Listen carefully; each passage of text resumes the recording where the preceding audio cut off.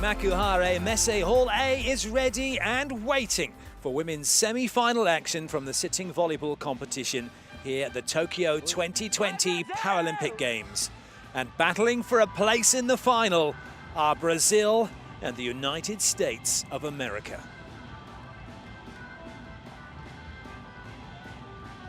In the other semi-final, the People's Republic of China will take on Canada. Our focus is on Brazil versus the USA. What a game this should be. The warm-up has happened. The teams are now waiting for their national anthems. And Brazil may well be the favourites for this one, only because they haven't lost a game yet. However, that said, the United States of America have such a great pedigree at the Paralympic Games, and they'll be looking to continue their tradition of making it through to the final, of being the best of the best. But no game is an easy game at this level.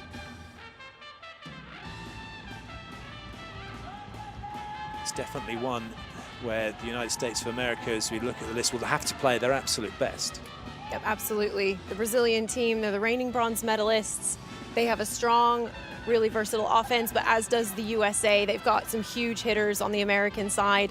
Great setter in Kanahele, and they've been playing great defense. They're one of the best defending teams in the tournament right now, so Brazil will definitely have their work cut out.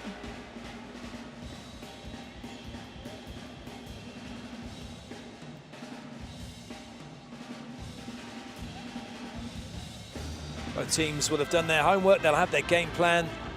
They'll be targeting certain areas of the court with a serve, looking to stop certain players. It is a physical game of chess.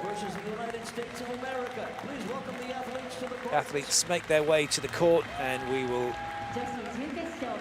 get ready for the national anthems of both countries.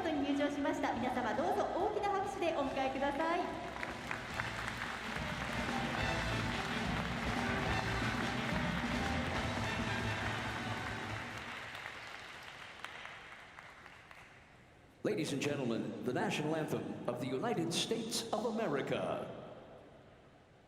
アメリカ合衆国の国歌演奏です。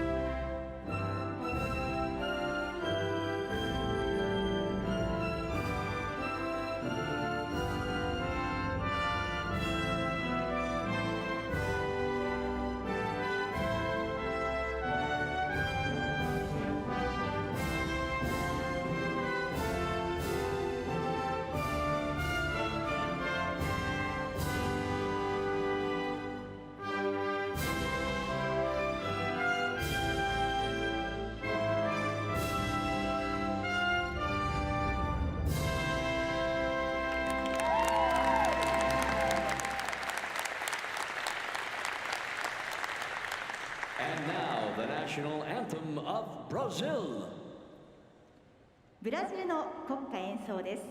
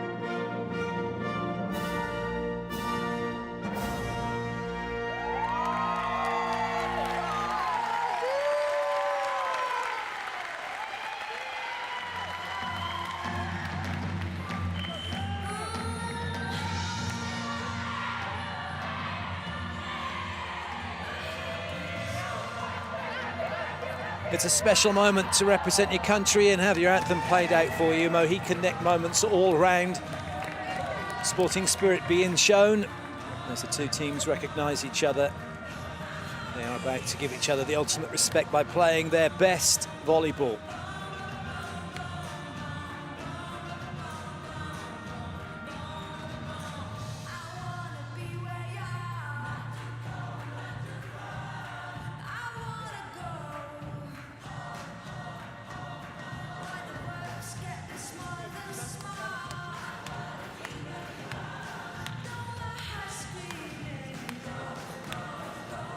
Brazil with a really good record, 3-2, 3-0, 3-1, haven't lost yet. Ladies and gentlemen, Hoping let's to meet continue our that referees form. for this match. The first referee from Hungary, Kristina Arpach. Kristina Arpach from Hungary, very experienced first official. クリスティーナ・アルパッチさん Our second referee from China, Wang Shou. 副審は Will be ably assisted by Wang Shou. It's a case of we hope they have a good game. We know if they do, because we won't recognise them. We will only be concentrating on the athletes and the volleyball. And now let's meet the players from the United States of America. Number 1, Laura Webster. Time for the USA to come out onto court, starting with Holloway. number 1, Laura Webster. She'll be playing and starting at position 2. Erickson. Number 5, the captain, Katie Holloway, starts at 1. Monique Matthews. Number 6, Heather Erickson is at 3. Number 7, Monique Matthews starts at 4. Number 11, Gillian Williams is at 5. And the setter, number 14, Kaleo Konahele, is starting at 6. And the libero, Bethany Zumo. Bethany Zumo is the libero, the defensive specialist. Is Bill Hammer. Bill Hamilton, the head coach. Very cool, calm, relaxed customer. Nothing phases him. Now let's meet the women from Team Brazil. Number 2, Eduarda de Oliveira Diaz. Brazil now making their way out onto court, starting with number 2, Eduarda. She'll be setting, starting at 1. Number 4, Adria at 4 in the opposite slot. Number 5, Pamela, starts at 2. Number 7, the captain, Captain Philomena Wilhelmina, will be starting at 5. Number 9, Jenny Freitas Baptista. Number 9, Shani, starts at 6. And number 14, Camilla, starts at 3. Libero Maria Giselle de Costa Diaz. Number 3, Gisele, as she's known, is the libero. And also Dantes, the head coach. That's the team he thinks can get the job done. Best of 5 set match to see who will be going through to play for gold.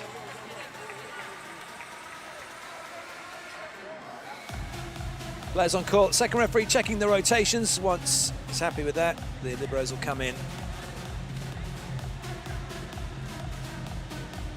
Set one of this wonderful semi-final match. It's going to be a good one, ladies and gentlemen. Brazil's got the serve, number 2, Eduarda Diaz. Players are ready. Hope you're ready wherever you're watching from, whatever you're watching on. This one is about to get underway.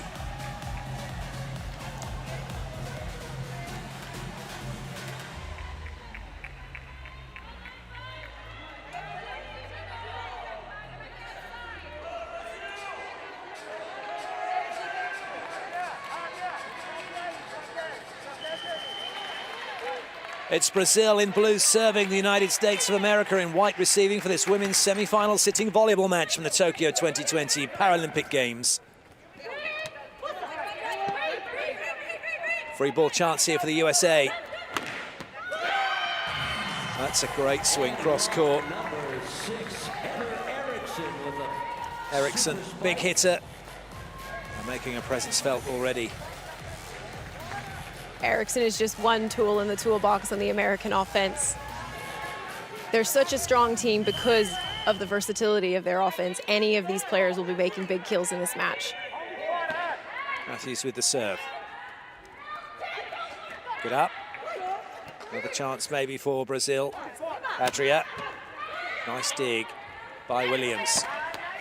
Erickson again, but She may not have found the court with that.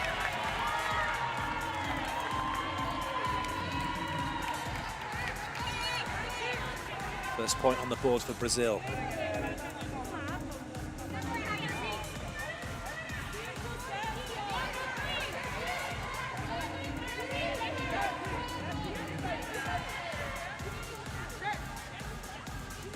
Perspiration to be cleared up, and then Pamela will get to serve.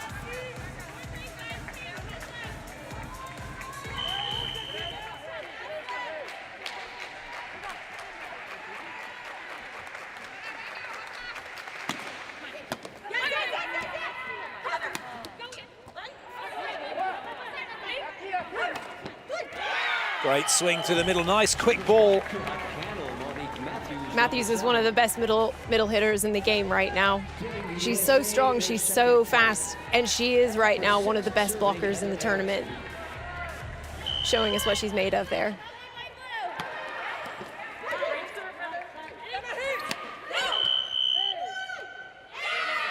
Well, our first lifting call. We'll see a few of those during the course of this match.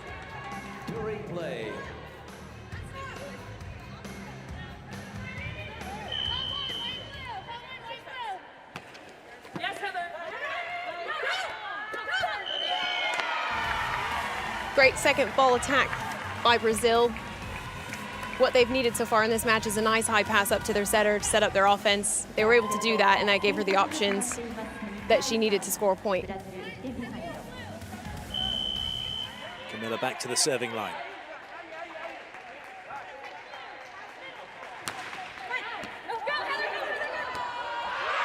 It's a really good serve. It doesn't come back over.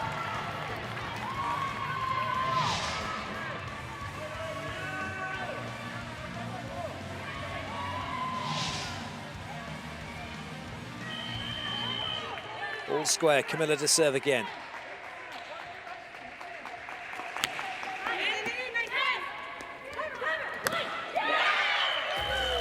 What a great swing for Williams. This is her Paralympic debut here at Tokyo 2020. And she's really shown that she deserves to be on this starting squad for the USA. Such great vision. She found that hole on the line. Great kill. Matthews with the serve now for the USA.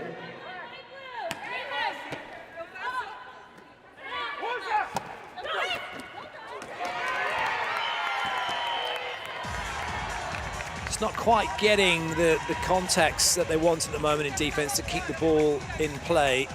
Oh, the USA. And Brazil finally able to get a few swings in, which is able to take advantage of that, keeping them on the scoreboard.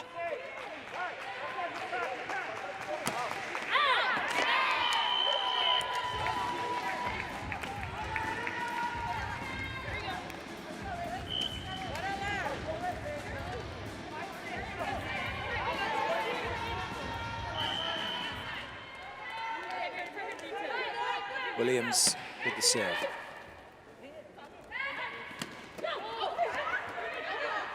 So he'll try again.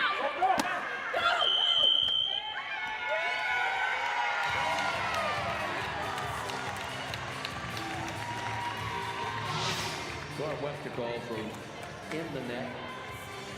Giving Brazil It's the briefest of, merest of net touches. Well spotted by the second ref. Captain number 7, Filomena Vilma Silva, is serving.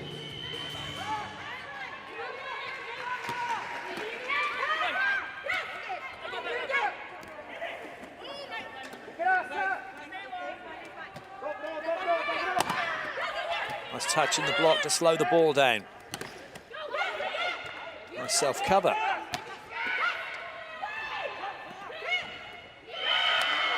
Scrappy rally, hard-fought rally. USA take it. Both teams just showing how quick they are at defense. Great movement at the net on both sides. Just Webster, she's so tall, she's so strong. She's a hard block to get past.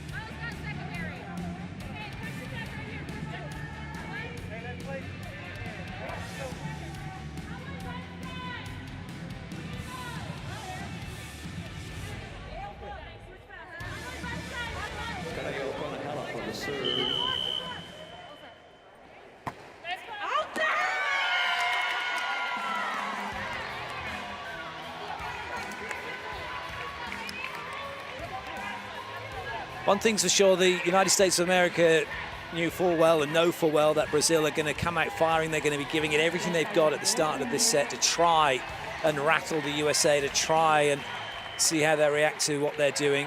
USA at the moment containing it well.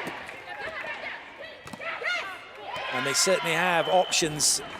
The setting skills for Kanahele are exceptional. Very tight first set, 7-6 now, USA over Brazil. And having Kanahele as such an exceptional setter allows this team to run, if you're familiar with volleyball terms, a 5-1 offense, which is really unusual in the sitting volleyball game. But what that does is that gives a lot of ammunition options to the American team. Those of you wondering what that is, it means 1 setter and 5 attackers. Generally what you see in sitting volleyball is 2 setters all the time and 4 attackers, a setter in the front row, and also setting from left and right side once they're in that front row. Oh yes, what a swing. Big overhand by Heather Erickson, too hot to handle. That was great vision by Erickson. She found that hole in the Brazilian block. She's got such a cannon for an arm. 第1セット最初のテクニカルタイムアウトです。 Technical timeout, USA up by 1.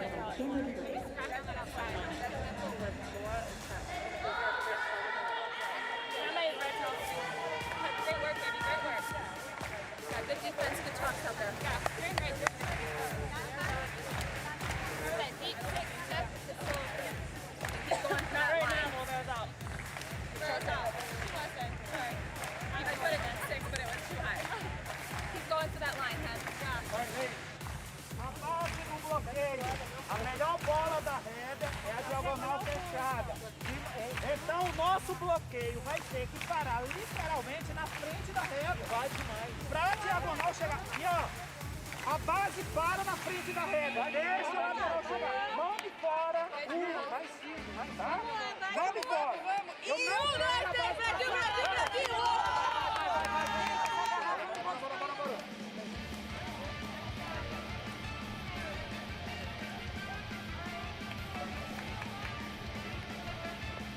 Back to the action, 8-7, USA over Brazil. Laura Webster from the United States will serve.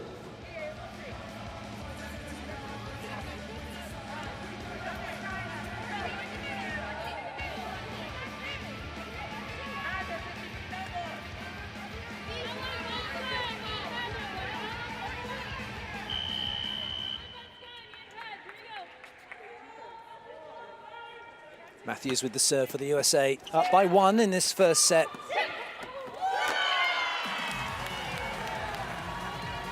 Precision shot number 14, Camila De Castro. Into an area where no one It's the numbers. The numbers look like a...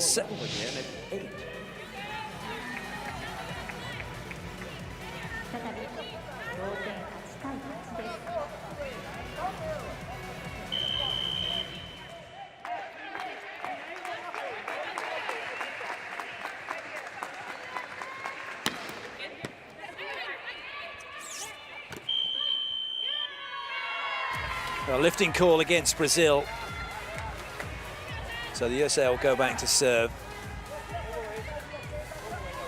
Yeah, in the sitting volleyball game, players have to make sure that they are contacting the court when they touch the ball. That can be anywhere between their hips and their shoulders, but they have to be on the floor. That's a good leave.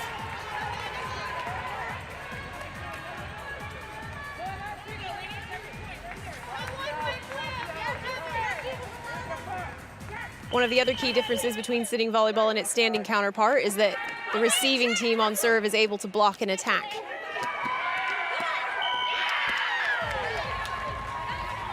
Bit of a scramble on the Brazilian side. USA seem to be finally finding like a really good groove.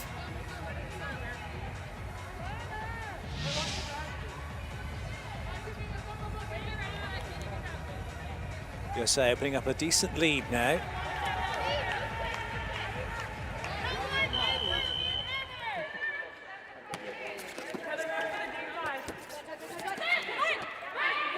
Good up.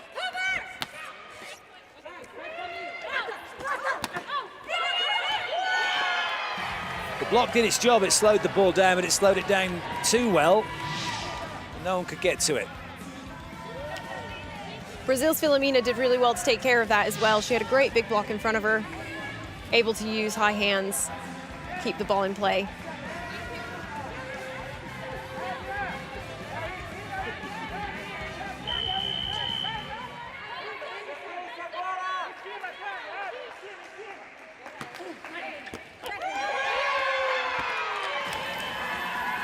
Very good serve from Brazil.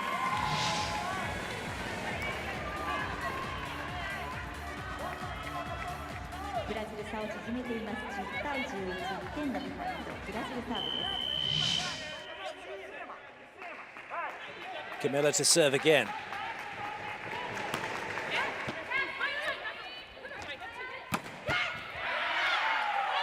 What a swing from Holloway from the back row.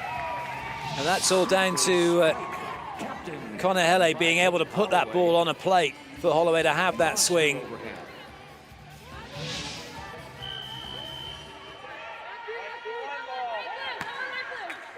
Good heave. Pamela almost tempted it to try to play that one. It's easily done.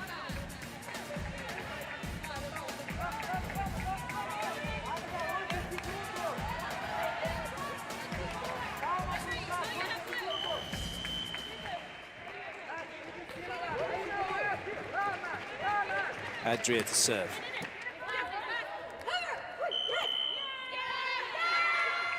Got a lifting call against Brazil.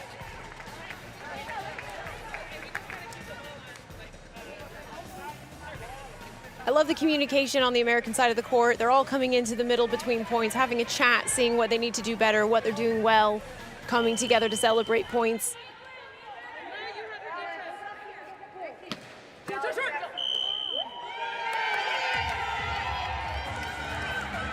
Carry called.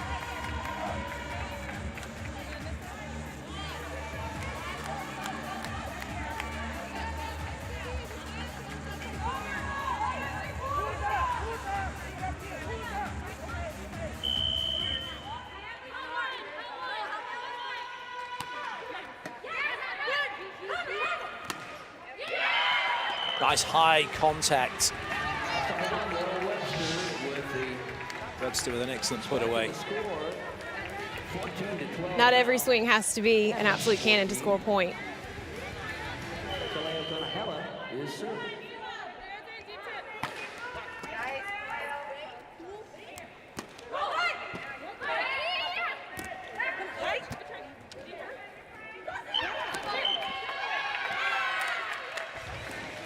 Two touches called against Brazil. If you just take your eye off the ball for a moment and watch in real time and see the movement that Canelo's having to make, because she's at position one, she gets around the court brilliantly.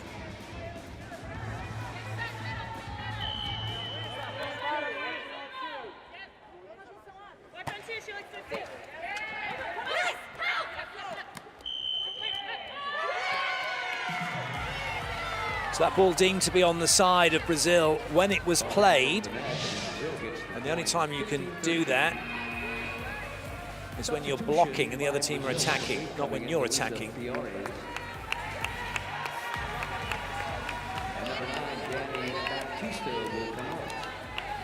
Louisa in, Shani off.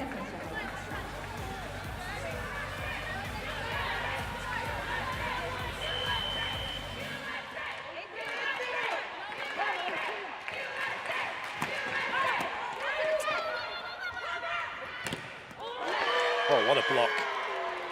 Great movement by Eduarda. She saw the ball going wide. She saw Eriksson's shoulders pointing to the line. She just got that extra reach. What effort.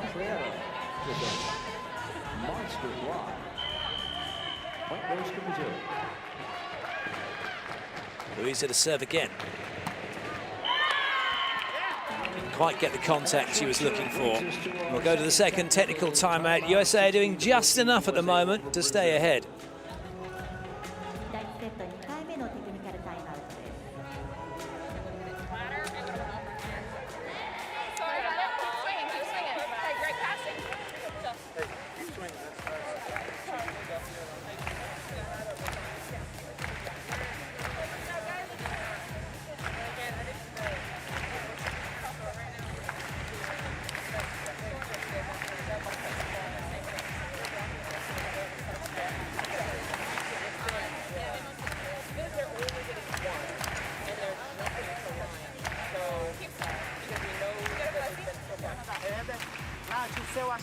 pedir um pouquinho mais. Camila dá. Vamos lá, tem a opção da paralela aqui. Adri, braço tanque é fake. Pode vir pra cima da junção da 1, você tem uma margem de segurança ali. Tá bom? Bora lá? Bora! Brasil, Brasil, Brasil! Pra cima, galera! Vamos!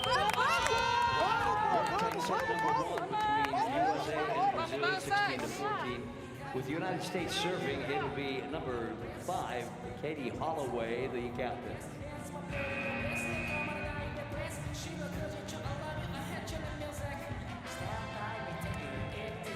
Substitution United States, number 12 now in the match, Emma Shoot.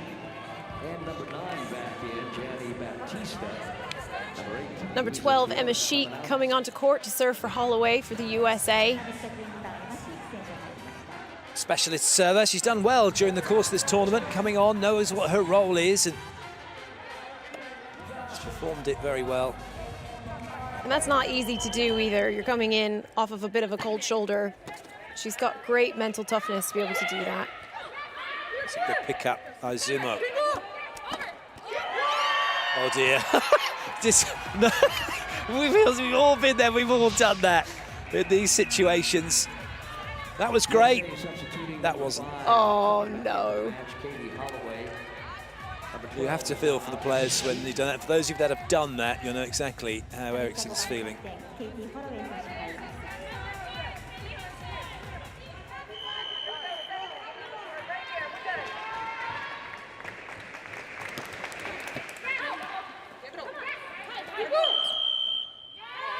Lifting call. That was against Camilla. Brazil have had a few unforced errors in this first set. When you're playing a team with the caliber of the USA, those errors really need to be kept to a minimum. They're free points, and you just can't afford to give those away.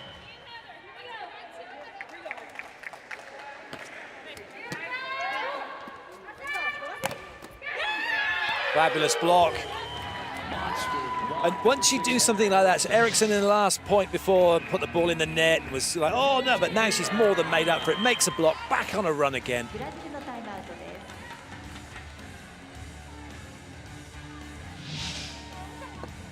Timeout called by Brazil.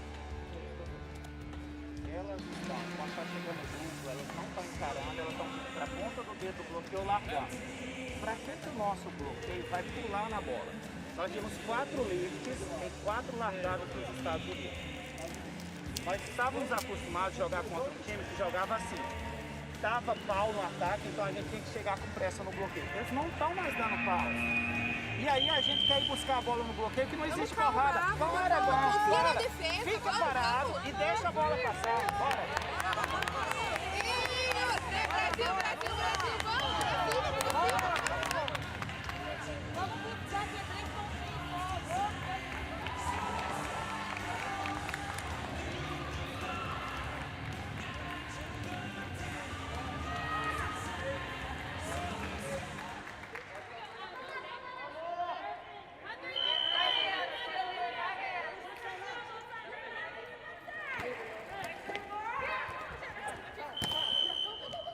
You can never underestimate the value of a good serve.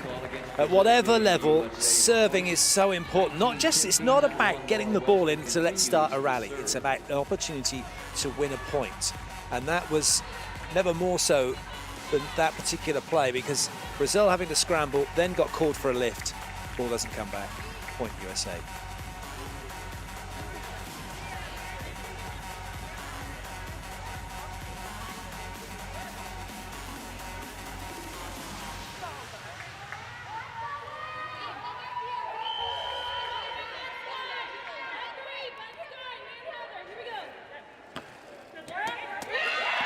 And if you can't get him to make a scramble, just get the ace instead. Laser accuracy by Webster there, right in the middle of the receivers, makes them both kind of doubt whose ball that is.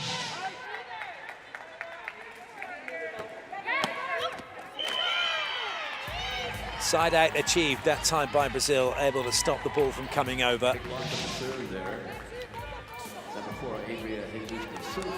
Great effort by Adria, able to just reach that extra inch.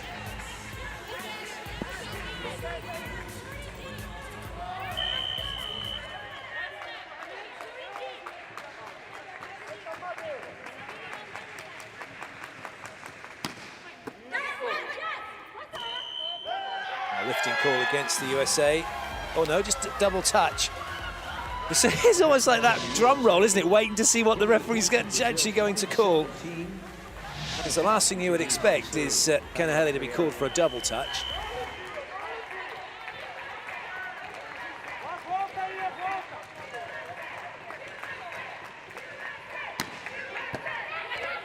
Good pass.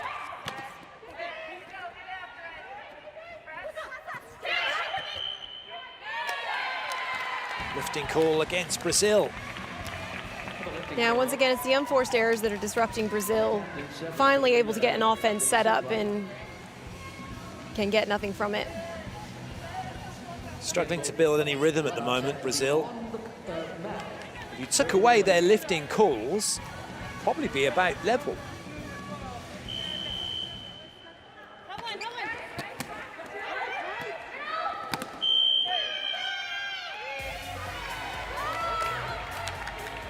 There's a complete disagreement in terms of what was called. Matthews said, no, I was falling to my side. My buttocks are quite clearly touching the floor, thank you, ref. And the ref said, no, they weren't. You lifted them. And so it's a point for Brazil. But even if you're trying to demonstrate it to the ref, they're not buying it, are they? No, not at all. They've heard it all.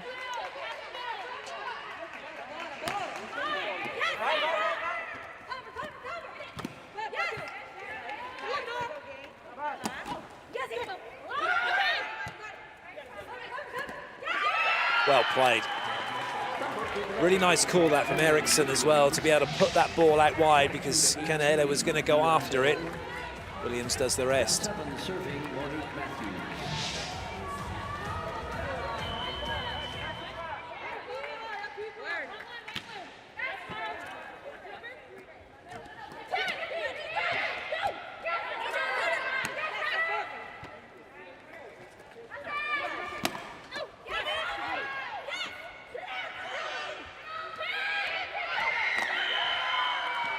That's well left by Zumo.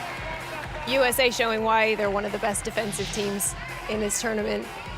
Such a great chase by Zumo in their first play. Able to recover that. Eriksson puts a bit of speed on.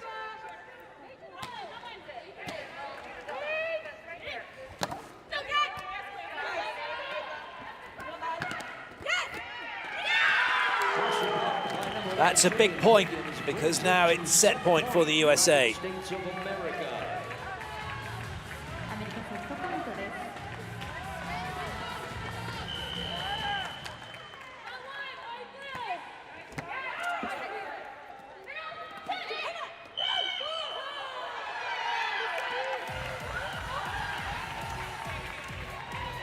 Set point save for the moment.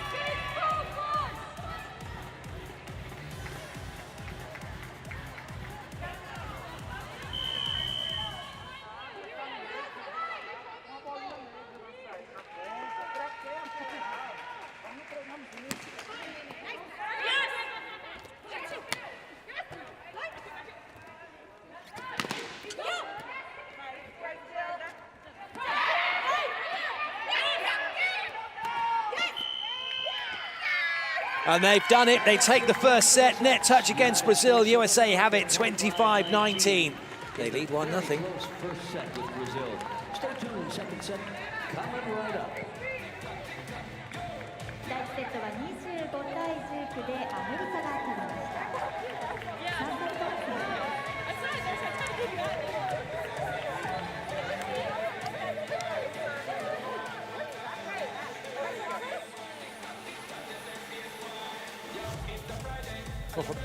Formation of that first set score, 25-19. Could have been a lot closer. Brazil, maybe, I mean, they started brightly, but there were too many lifting calls, didn't really deal with the serve that USA were giving them, and that's reflected in the statistics. And one of the things that the statistics aren't showing us the amount of errors, unforced errors that were made by Brazil in that. Net violations, lifting calls, and those are free points for the USA. Actually, given the fact that it's a very prominent point in sitting volleyball, it would be probably a good stat to have, is lifting and points given away just from lifting alone, as opposed to the fact and being more sort of clarity around the unforced errors. If you had a lifting stat, you'd really get to see, and that was probably the main difference between the two teams. USA called maybe twice, if that. Yeah, most definitely. And we need to emphasize it does take a lot of discipline, especially when you're playing at the net. You're eager to touch the ball, to stay down on the floor. All in all, a very good first set for the USA. Despite the bright start from Brazil, they were going point for most of it, got to 6-all. But then when the USA went in at the first technical 8-7, they never really looked back from there. 16-14 at the second technical timeout, and then managing to keep that lead and pull away even further to take the set 25-19.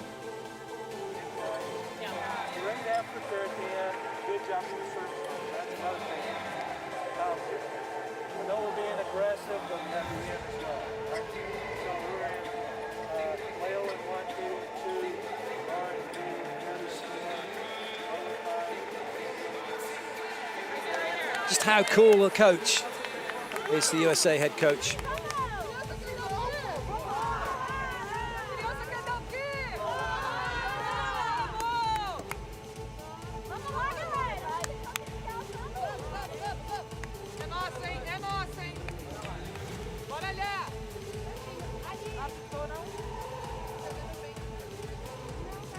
It's an interesting contrast when you look at coaches around the world and how they coach their teams. It's particularly in sitting volleyball, it's such a fast-paced, and you can almost over-rev if you're not careful as a team and get carried away with what's going on.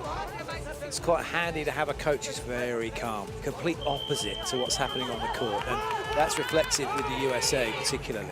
Yeah, and emotions can run high, especially in a match like this. Both of these teams will be so hungry to move on to the gold medal match.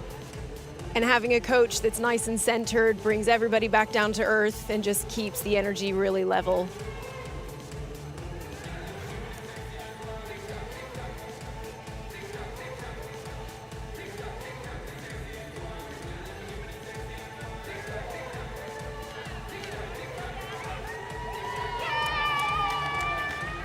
All right, second set coming up.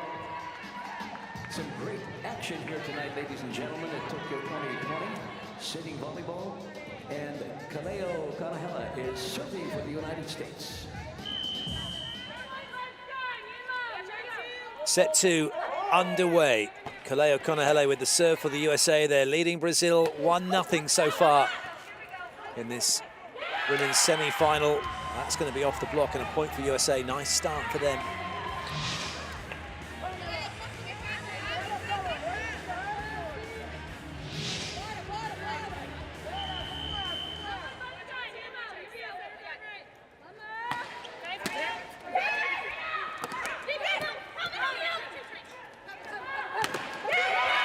Massive caller, help me, help me, help me, which is fine because Kaleo was never going to get to it. Didn't matter. Still able to get the ball out wide for Eriksson to do what she does best. Again, just great communication between the squad. They're all talking to each other, telling each other where they are. It helps you make decisions. It helps you know when you need to step up and help out. And what that does is it sets up your offense. It allows a hitter like Heather to just smash it.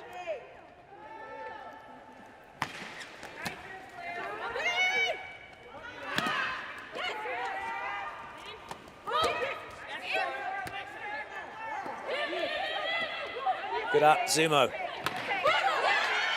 Oh, what a finish.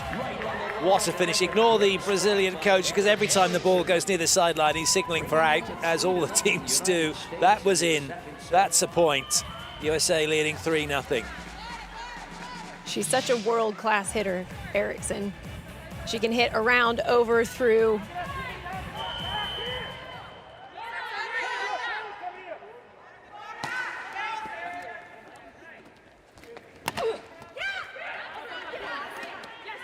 Nice block. We got a lifting call against Brazil. Wasn't going anywhere. It was too good a block at the net. It was a lifting call on Brazil that gave the USA a point. Got a lifting call or a carry.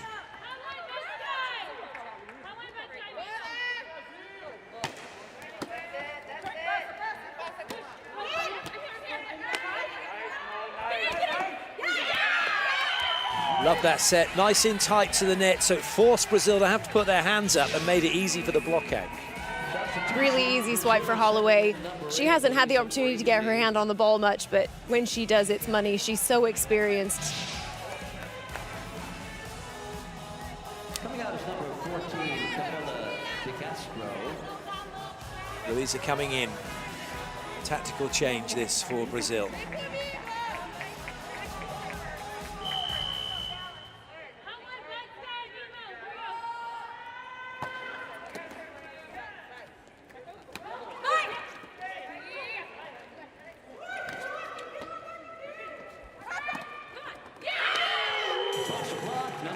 It's getting better and better for the USA in this second set. And with Webster and Holloway, that is a huge block. Both of those players have a reach of over 150 centimeters on a 1.5 net. Timeout called by Brazil. A gente sabe que esse time defende bem. Se a gente continuar penteando bola, a gente não vai fazer o ponto. Vamos pentear quando tiver que pentear, que não tiver. Eu falei, vamos ser mais agressivos no ataque. O que a gente está fazendo? Nós não atacamos uma bola. Nós não batemos uma bola. A Camila pegou no simples aqui e largou pro meio. Pegou no simples de novo, deu um peteleco no meio. Porra, velho.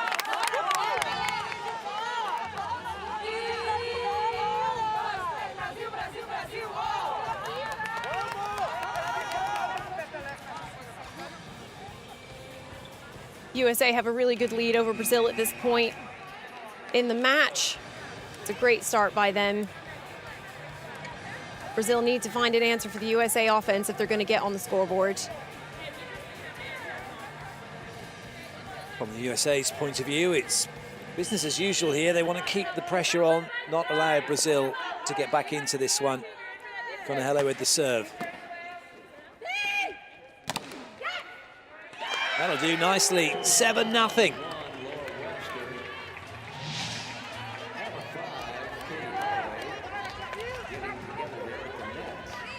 It's almost as if the USA were biding their time in that first set. It's looking like they're coming up trumps here in the second at the moment. 7-0 up.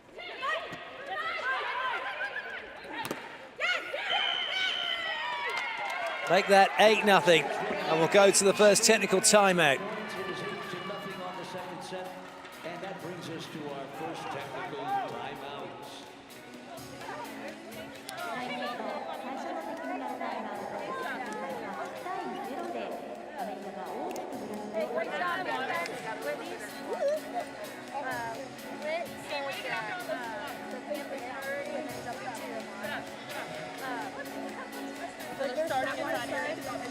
Like baiting me? Yeah.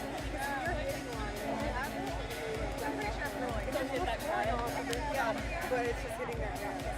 I mean, like, you're scoring off.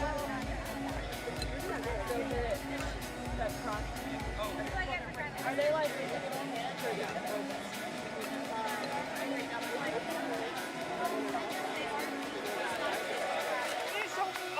Capricha pouco mais no passe, joga a nossa levantadora para dentro da zona de ataque, para que a gente tenha a primeira bola. Two very different dynamics going on in that timeout. Coach talking to the players for Brazil, players talking to the players for the USA.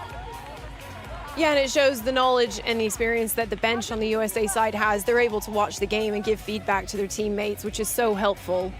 When you're out on court, you can't always see everything, so second, third, fourth pair of eyes is always good to have.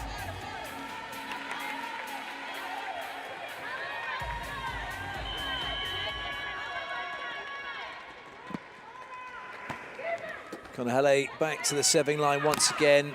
Oh, it's another point. This is 9-0.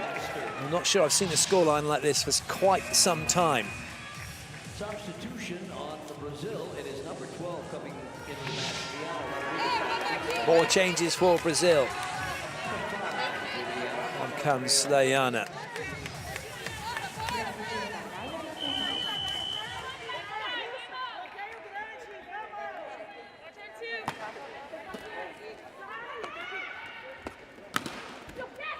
Good up by Camila.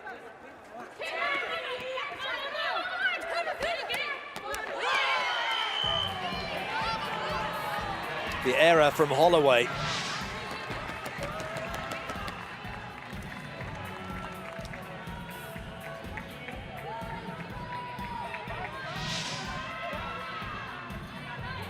Brazil now on the board.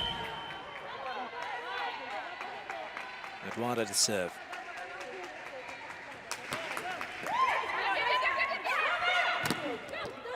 Nice cover by Zumo. Good up Gisele. Not much Holloway could do with that. An unforced error from Brazil gives the USA the point and hands them back the initiative.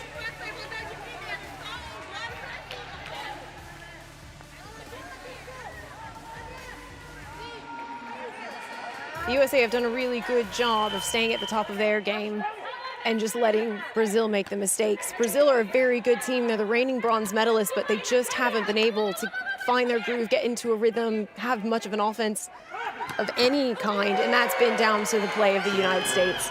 First real swing we've seen from Brazil in a while. Leana, the substitute, showing how it should be done. Really good hit, that. Number 10 for 12, Rihanna Batista. She will serve for Brazil.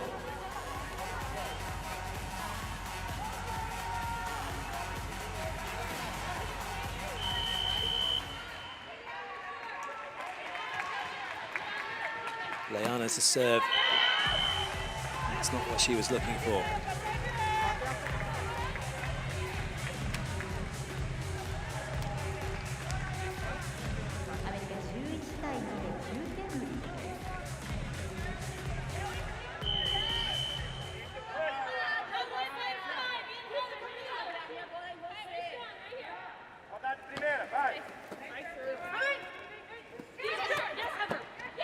Well played by Eriksson, saw that roll shot. Right there for the little drop shot and a little spike to get the point. Brazil are trying to find the holes on the American side, but so far it's just been really hard to get anything to hit the floor. Continues to serve for the USA.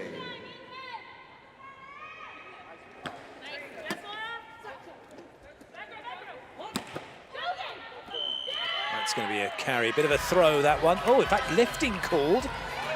I think could have had a choice of two. Lifting call of number 7, Monique Matthews. She probably would have been happy if she got called for a carry as opposed to have lifted. I think she would have more happily accepted that. She seems really unconvinced that that was the case.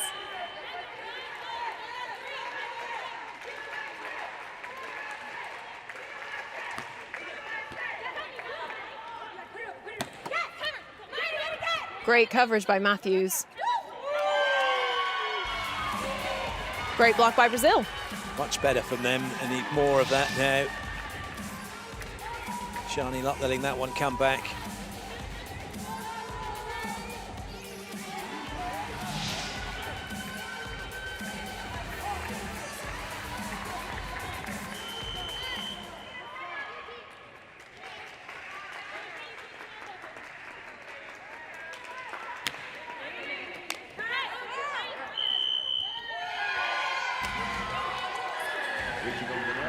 Well, it's an interesting call because that looked like the hand of X was definitely on her side of the net. And it's always so subjective, isn't it, when the ball is there, when it's on the plane above the net, you've got part of it on the one side, part of it on the other. But for me, if the hand is on your side of the net, then you can't get called for being over. No, that's what you would think. The refs have a perspective that maybe the rest of us don't. Yes, yeah, we can only know that once we turn to referees ourselves, and then we get that. We get to understand exactly what it's all about.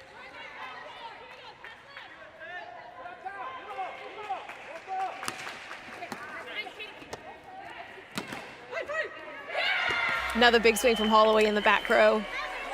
They've used that really well as an offensive weapon.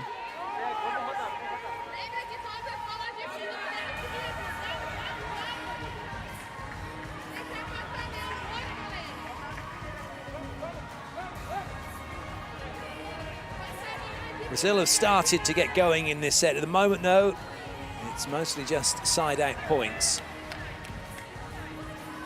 Got a lot of work to do if they are going to try and get back level. They've got to find something from the serving line to put the USA under pressure. But the USA are doing all of that at the net. Brilliant blocking again. They're the best blocking team in this tournament. They've got 4 players that reach over 150 centimeters. They have great movement. They're always closing.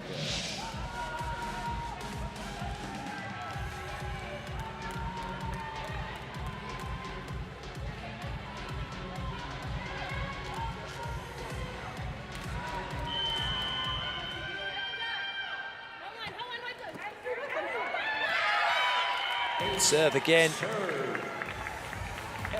Eriksson comes up with the ace. サービスエースが決まりました。15対2。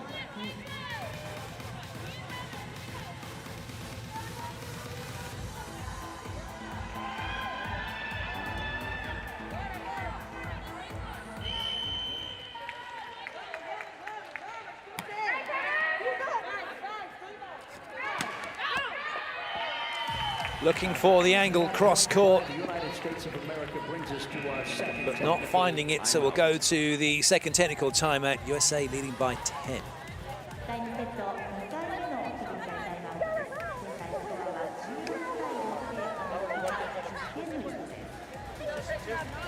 対6でアメリカが10点のリードです。Just be careful on that. If you have to, just pass it up. Great job.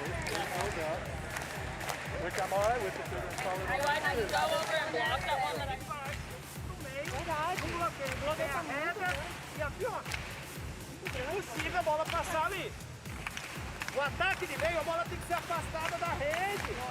A atacante tem que abrir, quem está levantando tem que fazer isso. Para buscar a ponta do dedo, mas a gente está espremendo. A bola está ficando embaixo da mão do bloqueio.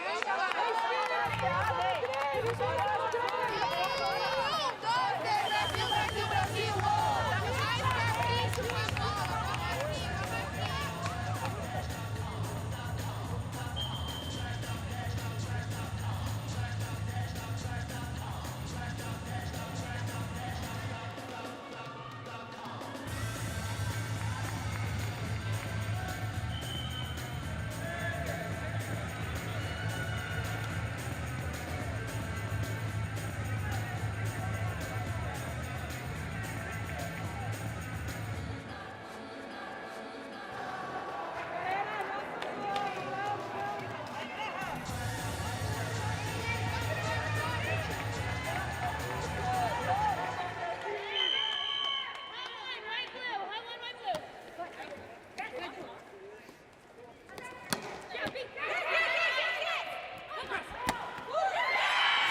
Well played. Everyone's getting in on the act. It's not very often you have a setter that has an attack like Kanahele, but look at that. It's like she's a hitter full time. Beautiful shot. 17-6 now, and number 6 is Heather Eriksson.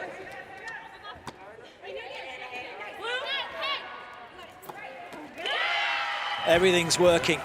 Given the situation the USA find themselves in now with such a big lead, opportunity for the bench to come on, opportunity for some players who haven't been on court yet this Paralympic Games to get that experience. Yeah, potentially, but I mean, also on the other side of the coin, the USA are gunning to play China or Canada in the gold medal match. They're going to want their team to, they've got a good groove on. Don't mess that up.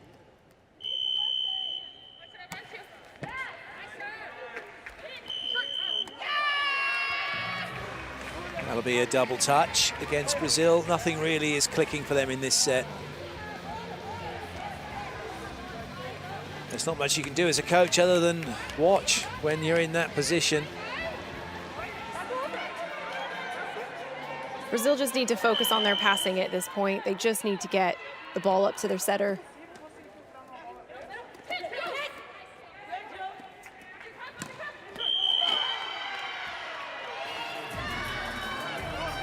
Great swing by Adria, and an error on the USA side of the net gives Brazil the side out.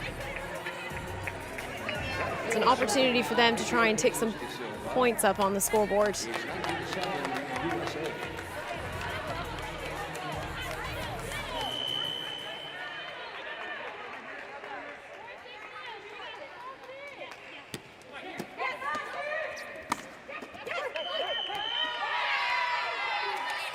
Nothing's working for Brazil. And the second they've got that ball in play, they think they're going to make something. Someone's called for lifting, and that must be exasperating.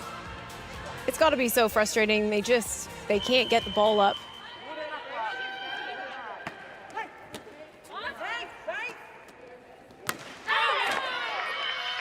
That was an awkward position for Brazil and for Filomena, because the ball's slightly behind her. She hasn't got sight of the court, has she? She's trying to play that.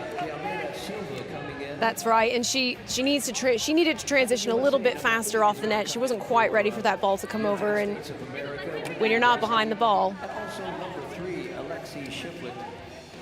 Well, maybe the coach is thinking now's a good time then to make a couple of changes and bring some of those players on, such as the lead, and it just helps build that confidence, doesn't it? So Shiflet's come in, Dosty's come in.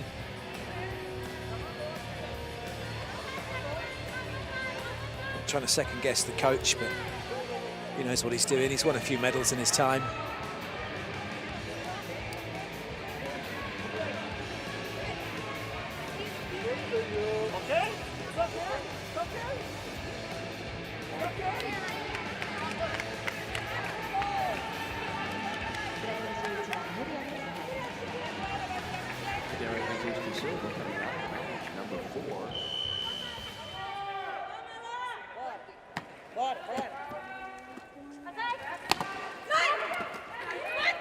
Great pickup by Zumo.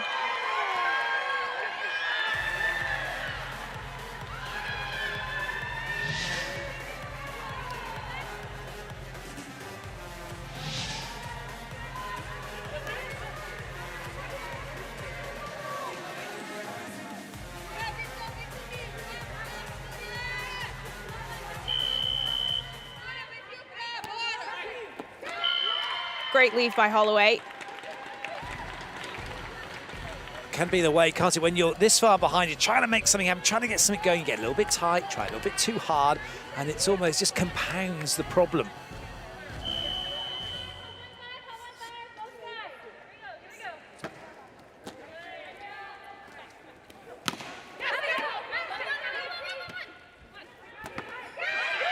Well played.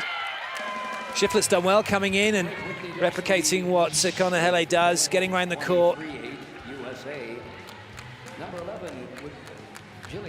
Dosty using her height brilliantly.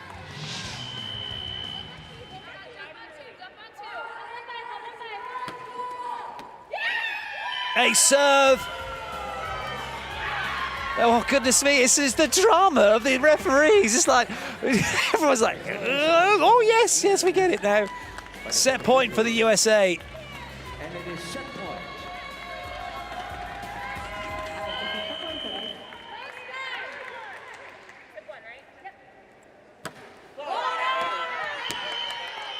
A lifeline maybe for Brazil, but plenty of set point chances here for the United States.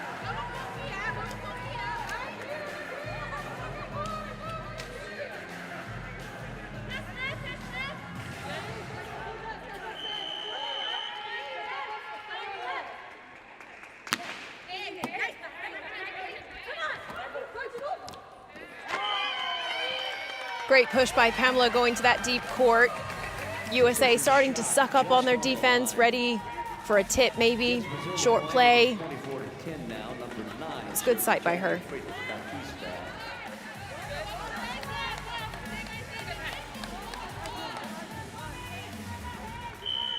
If anything, Brazil trying to get perhaps a little bit of momentum they can take into the next set. USA will want to get this done here and now and avoid that.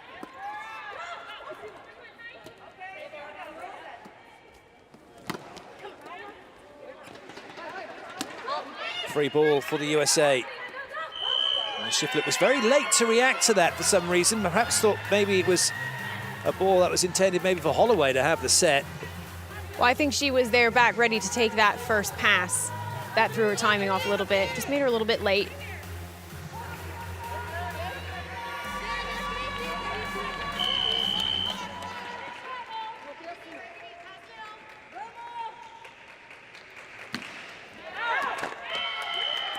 The set gets taken 25-11. The USA lead Brazil by 2-0. That was a huge front line for the USA then, with their hands up, and the server trying to go over the top and then didn't find the court. The substitutions doing their job. USA taking the set.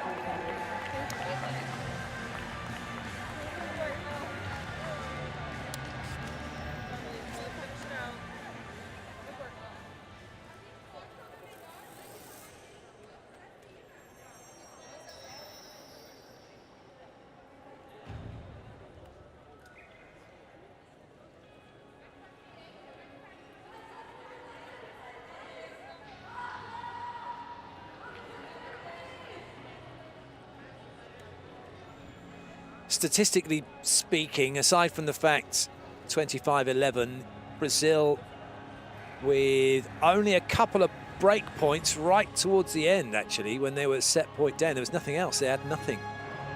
No. All side-out points. Yeah, all side-out points. And again, unforced errors by Brazil. And obviously that gives points to the USA, but that also breaks your momentum. It doesn't allow you to build a rhythm. It doesn't allow you to get in the game. You're just constantly stop-starting. And that's so frustrating as a player.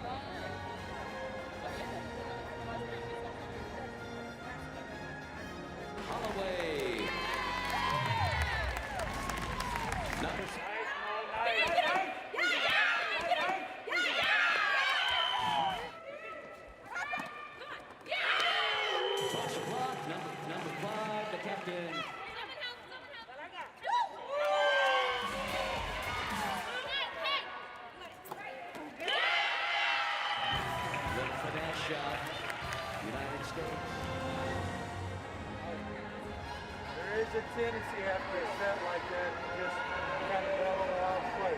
We got to come in and set there, right? Come at them hard. The effort we had at the net. Chama a bola. Coloca pra cima. Levanta a chave na laçada. Deixa passar pra cima, bora. Colocar pra cima na laçada. Vamos lá, segura na sua. Confiança. Esse é nosso, esse é nosso. Vamos lá, vamos fazer o nosso. Esse é nosso. Vamos. 1, 2, 3, USA! Vamos, essa bola pra cima, vai. Tá show agora, nós. Bora, só tá criança. Vamos. You're 2-0 down. You're against the #1 team in the world. What have you got to do to change it? You've got to find a way to get your offense going. I feel like a broken record because I keep saying it, but they've got to find a way to engage their hitters and put a bit of pressure on the USA. And for whatever reason, their hitters just haven't been able to get the ball around the USA block, and it's a huge block. If you want to be able to give your hitters a bit of vision of the court, give them some flexibility and some angles, maybe set them a little bit further off the net, maybe set them some faster balls, something's got to change. Certainly haven't seen them run the middle at all. Nothing quick in that part of their offense.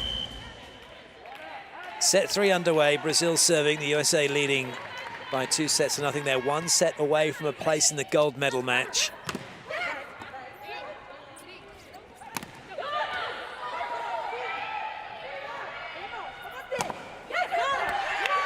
That's a great start. Luisa gets it off the block and away.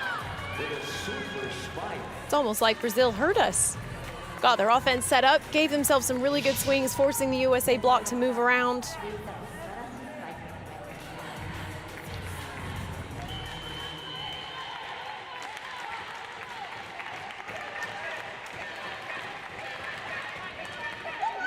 Good serve. That's another area that they need to improve on in exactly this way.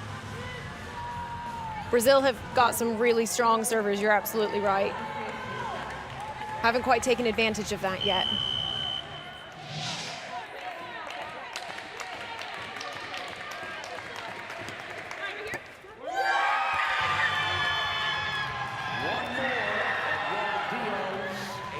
Eduardo's made a little bit of a target out of Holloway. It'll be interesting to see where she goes next. Will she change it up? Will she continue going where she's made a few points? Will Holloway change the picture as well, or will she just stay where she is?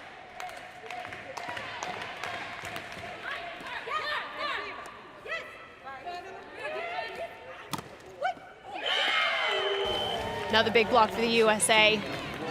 It's interesting, isn't it, going after Holloway in the serve when you've got Konahele there in the passing unit and a 5-1 offense. You'd think she'd be the obvious target. Yeah, it is where the serve went on the third serve. It seemed to work for them, but again, USA block.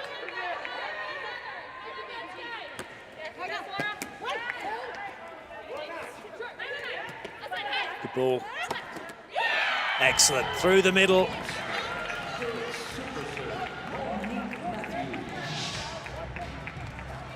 Great quick play from the USA. Brazil didn't even have enough time to get their hands up. That's how fast that was.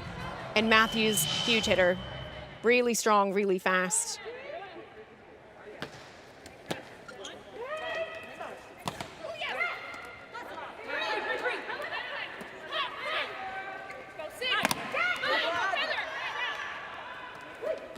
That's caught a defender and it's landed in. Take your pick. Point for the USA.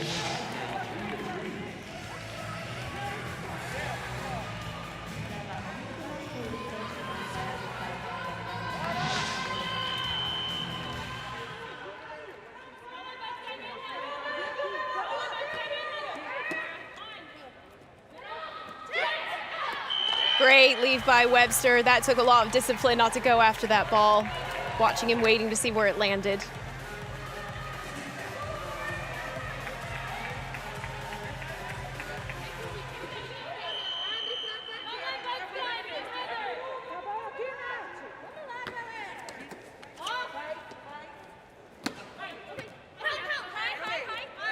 It's a great set from Eriksson.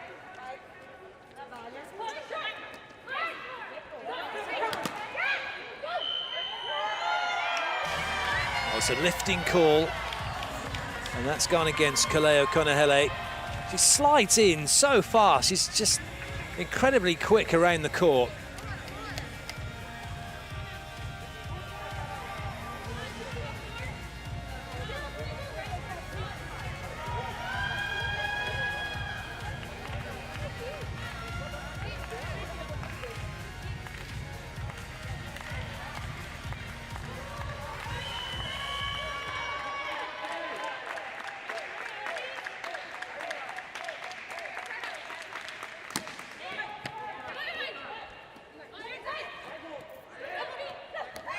Almost.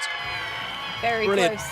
It's just great work from Brazil. Now you just get, it's incredible how a game continues. You're 8-0 down in one set. You get absolutely, there's no chance you're coming back from that. And then we start the next set and it's a completely different team.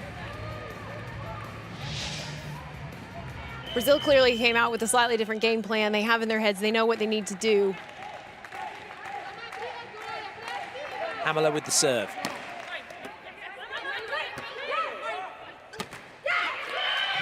Another back row swing from Holloway. To the rescue with that one. Eriksson did great to chase that ball down, put it exactly where it needed to go. And Holloway did the rest. Eriksson with the serve for the USA.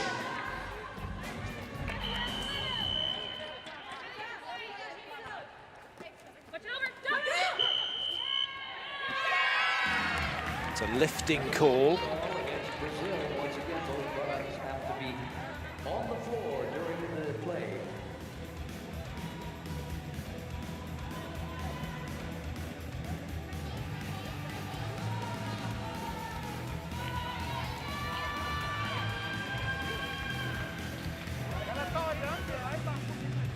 Eriksson to serve.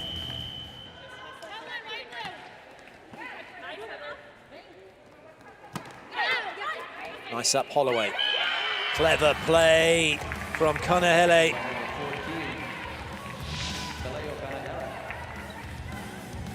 Konahele is so good at that. That is her bread and butter, that play. When she's got the availability, she always takes it.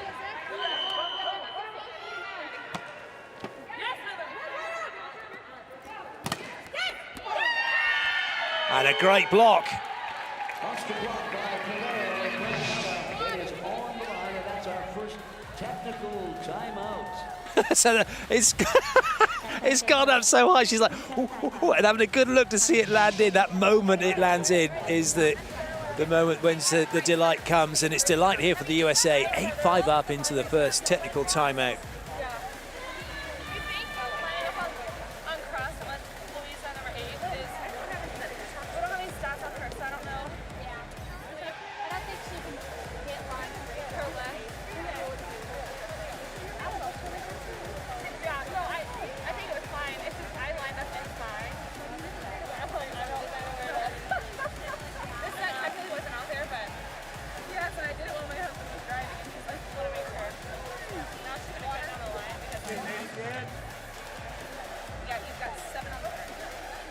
fechado. Então, quem atacar pelo meio está jogando contra o triplo.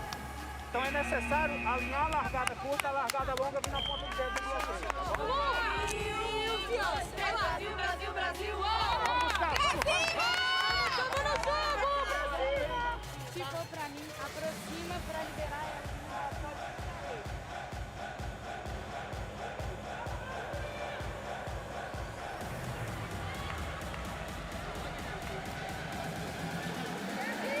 It'll be Eriksson who will serve. Brazil looking for side out.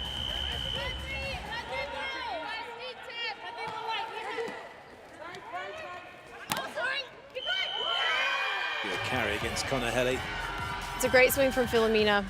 And she's going after the small side of that block in Conaheli, targeting small hands, giving herself a bit of a chance.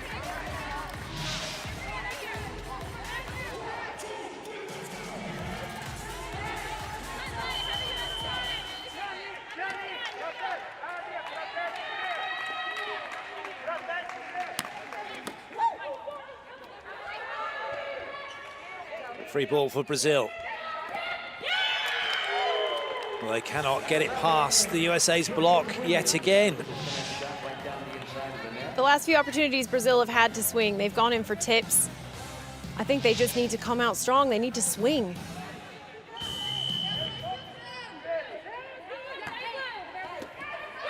A serve. Great work from Monique Matthews. Gisela leaving a little bit too much of the court open to her right. Matthews taking full advantage of that. Timeout called by Brazil.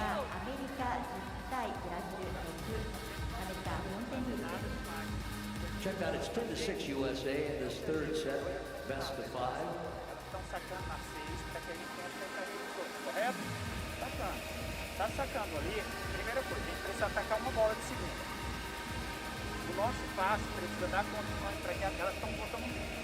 Somos na 6 para que a gente entender o que a gente está fazendo. Só que a gente precisa antecipar. E agora, ninguém sabe.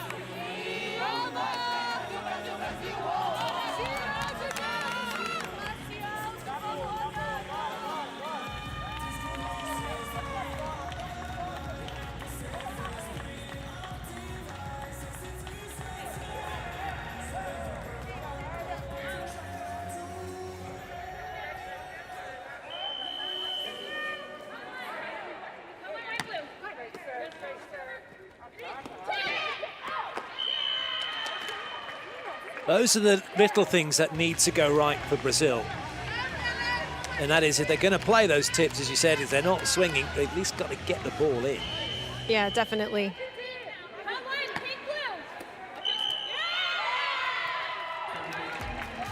More trouble for Brazil. USA beginning to move further and further away in this set.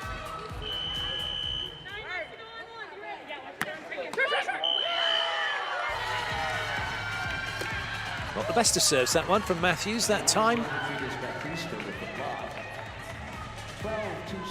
now, USA. Number 4, Aria Silva with the serve. 0.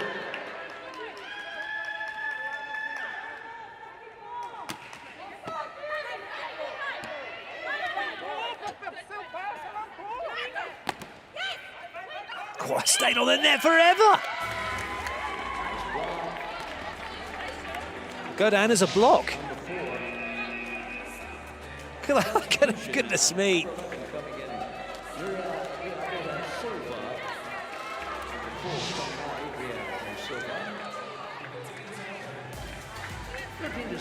USA over Brazil in the third set. Substitution for Brazil. Nurea's in. See whether she can turn Brazil's fortunes around here in this third set. Nice ball from Gisele. That's more like it. Bit of room off the net. Chance to swing, chance to actually take on the block. Yeah, it was a great set out to Eduarda, giving her a little bit of a chance to do something with that. Exactly what they needed.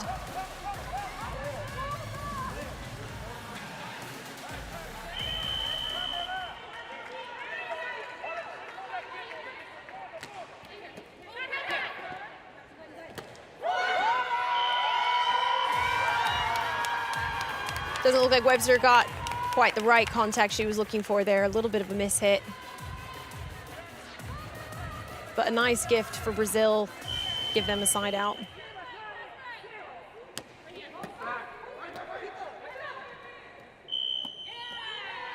Well, I thought he was going to get a let ball then. That ball definitely stopped.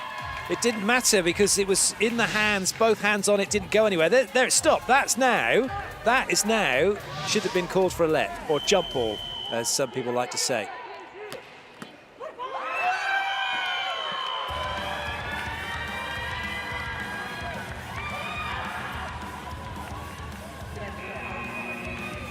Brazil managing to claw their way back into this game.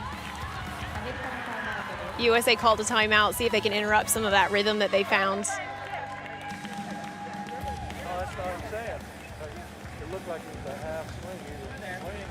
I shouldn't have I just caught it here and then it flew.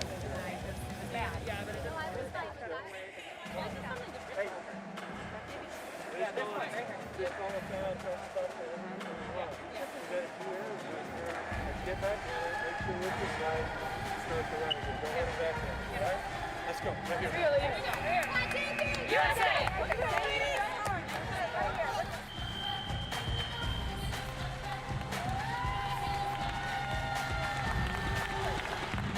Plenty of support for the USA team. The attacking differences in the statistics are amazing. USA have literally had double the amount of kills this match as Brazil, but fewer attempts.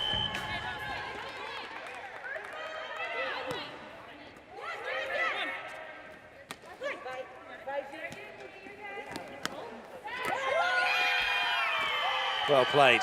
Yeah, great roll shot by Jani. Taking a little bit off the ball, giving herself a chance of getting it up and over. Kanahele just not quite able to reach forward and grab that.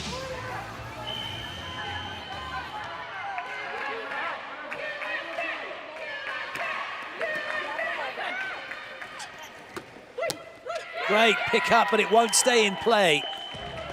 Brazil have been targeting Eriksson and Severisi, but she's so strong, she's able to put that ball where she wants, and then it's an easy side out for the USA. Eriksson's a very strong receiver. She's a very strong passer, period, so it's a really interesting tactic. Is serving.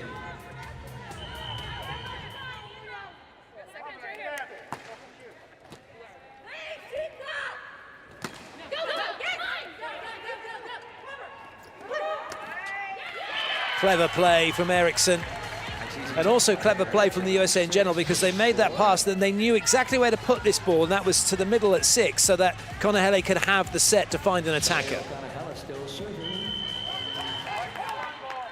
Kanahele to serve again. Good up, Zumo.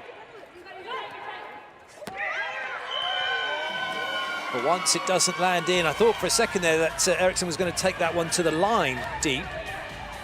But she saw a space on the other side of court. Fortunately for her, it landed in the space outside of the court.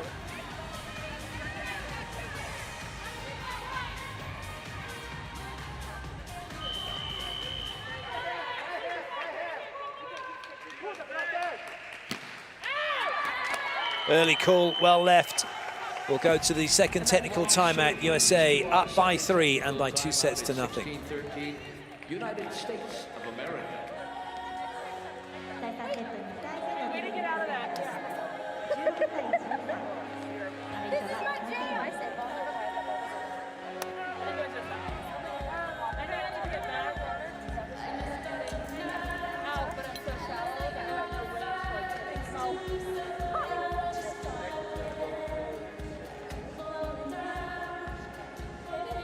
ード。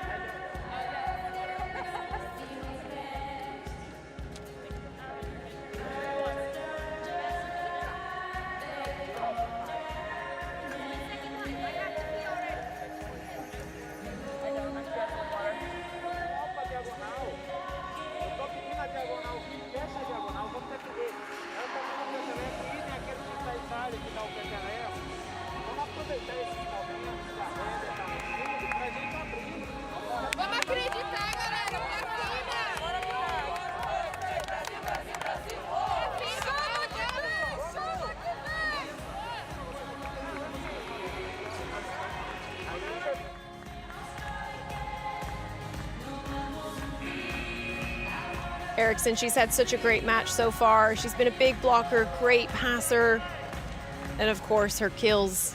She's put a lot of points on the board for the USA. She's coming in to serve once again.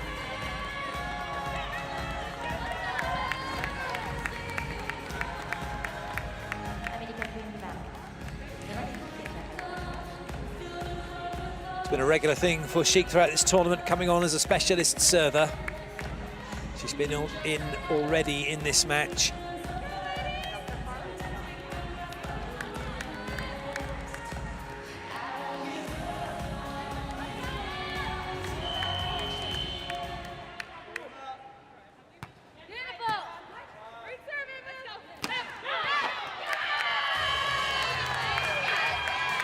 Well, it was signalled as out. The referee's given it to Brazil.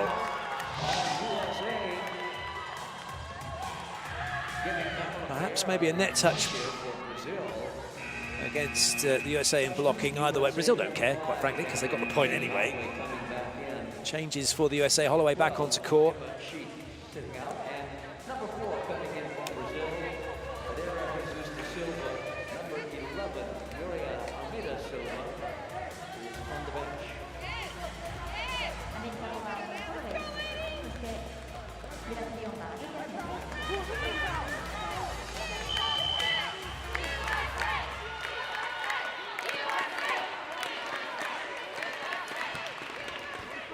Nice ball from Holloway. Well, that's a great block by Brazil.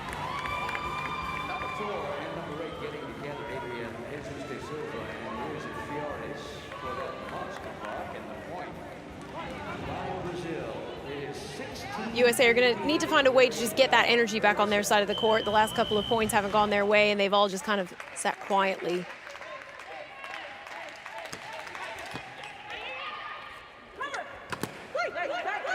That's one way to do it. Exactly. One thing that Brazil haven't done enough of, the USA have been doing in abundance.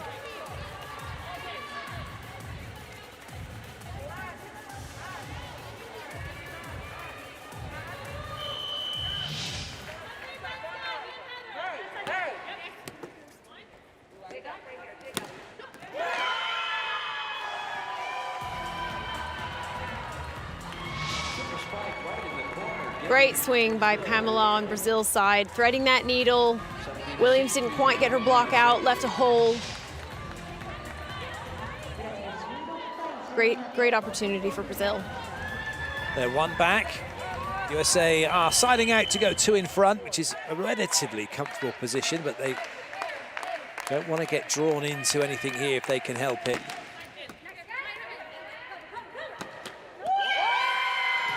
Brazil were waiting for that.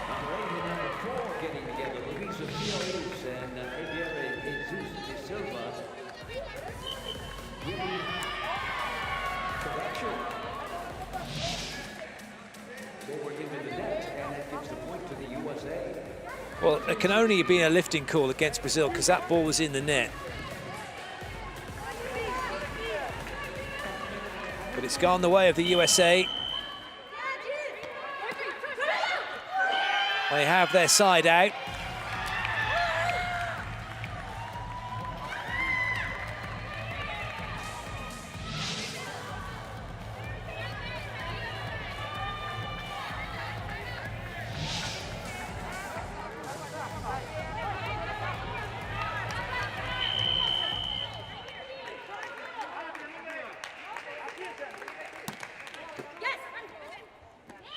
Nobody at home at position one in defense. And Kanahele makes the most of it. Really good vision of the other side of the net.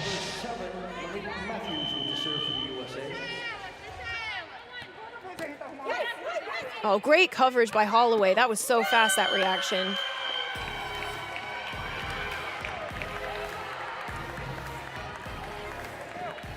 Side out again by Brazil. It's quite evenly poised at the moment. We're right at the business end now of this set.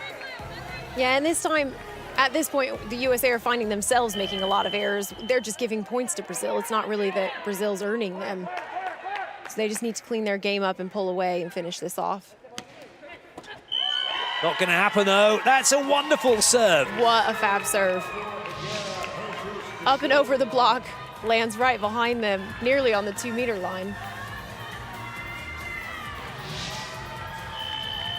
All square.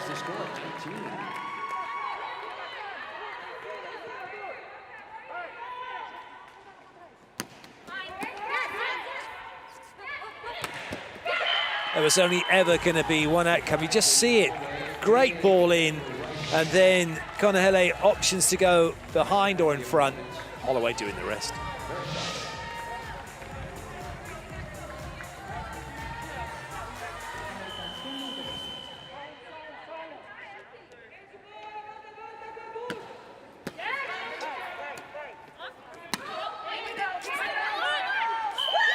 Oh dear. It just looked as if Konehele got a little bit jammed up as she went to play that. Maybe even trying to find Webster, maybe even caught in two minds as where she wanted to go. I think she did. I think she was looking potentially to go over on 2 on that and maybe changed her mind midway. But never mind, Brazil have tied it all up, 20 all.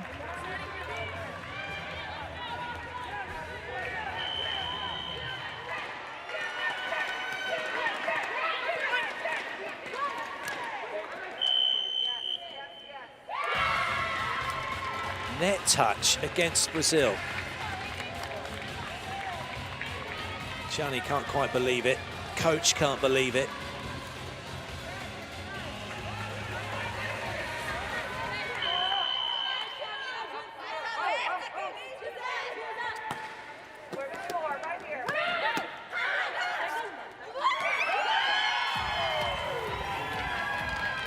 Good idea by Webster, but ball didn't land in court. It was a really good leave by Brazil. Number 9, Gianni Batista is serving for Brazil. Well, it's an interesting body language and chat from Heather Eriksson there. They've been very calm and relaxed for most of this match, but that wasn't a very calm Eriksson. A bit of pressure maybe for the USA.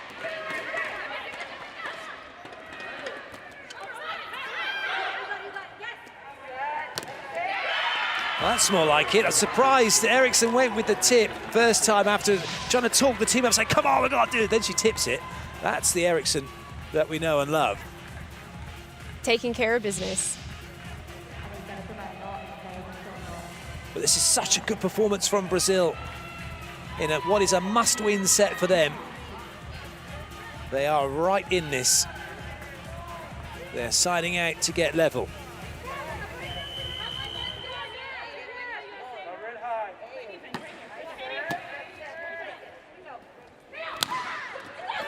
And they've done it as well. Pamela, room off the net, able to get it past the block.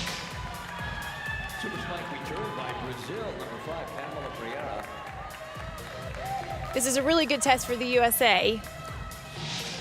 They've made some errors. They've found themselves in not a great position at the end of this set. And it's good. It'll be good to see how they're able to handle this. A serve! That one into that corridor of uncertainty for the USA. And now Brazil have the lead. They've done so well at the end of this set. They've stayed really steady. They've just played their game. They've gotten some swings in, which has been so key for them.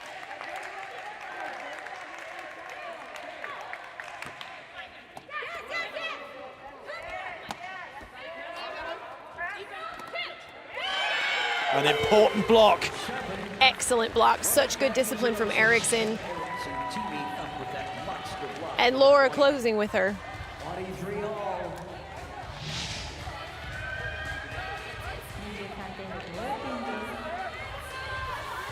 Webster readies herself to serve. Anxious looks from the Brazil bench.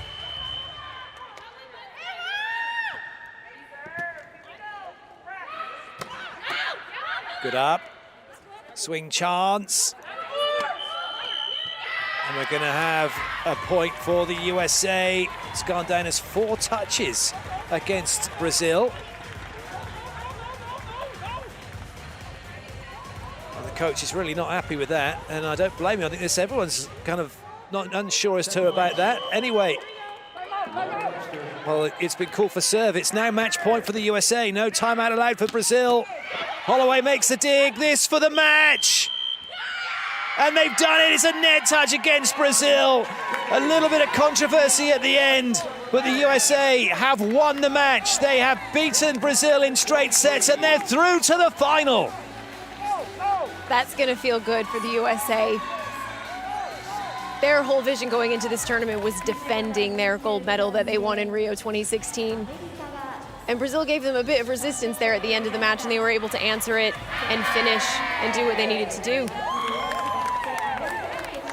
Jose Dantas, not a happy coach at all. At 23 all, a 4-touch call against Brazil, which left everybody wondering how and why. For the USA, although slightly confused themselves, went back and served because that's what they were there to do. They've got on, got the job done, won the point, won the match, and are guaranteed a medal. Guaranteed a medal. What a nice position to be in. Confirmation of the score. The USA taking the match 25-19, 25-11, 25-23 to book their place in the gold medal match.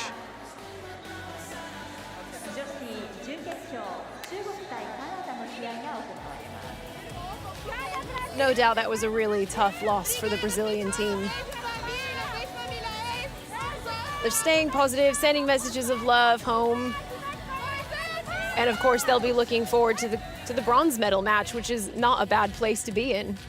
It's not all over for Brazil, but the guaranteed medal is not there. They will have to fight for bronze as they did in Rio and see if they can make it onto the podium. Here are the stats from the match. The numbers tell the story here, I think. 35 kills, 14 blocks, 37 digs, great defense by the United States of America. And Brazil just couldn't answer it. 18 kills of their own, which is a good effort, but not enough here. They left it too little too late in the end. The comeback in set 3, that almost put them into a 4th set. Didn't happen. United States through to the gold medal match. Brazil will be playing for bronze.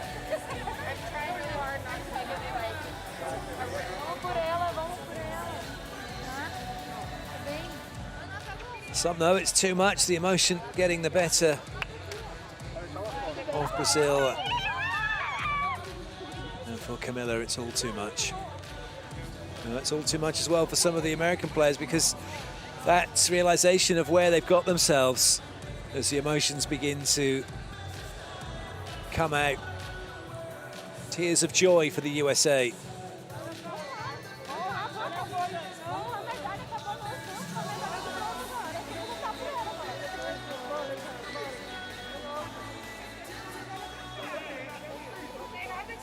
It's the cruelty and beauty of sport. Two teams who came onto court equal, but only one team can leave as winners.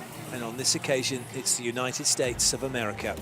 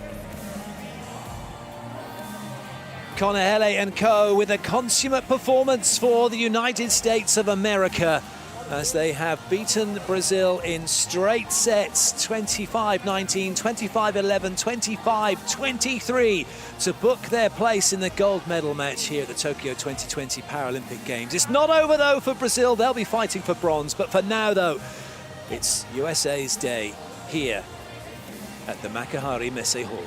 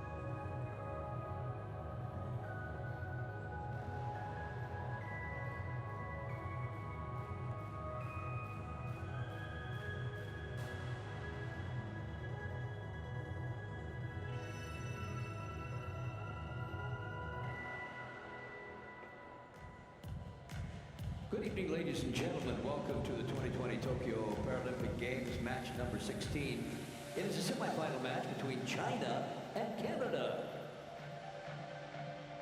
皆様こんばんは。東京2020パラリンピックにようこそお越しくださいました。女子準決勝マッチナンバー16。これから中国対カナダの試合が行われます。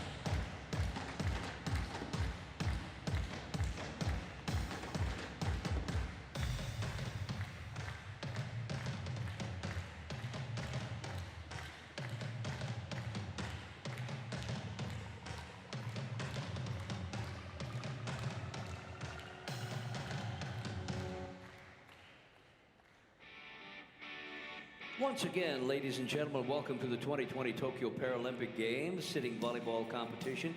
Now we would like to welcome to the court our officials and teams for tonight's match. First, please welcome Team Canada. ご来場の皆様こんばんは。東京2020パラリンピックにようこそお越しくださいました。試合に先立ちまして本日の審判団と選手をお迎えしたいと思います。まずはカナダ代表。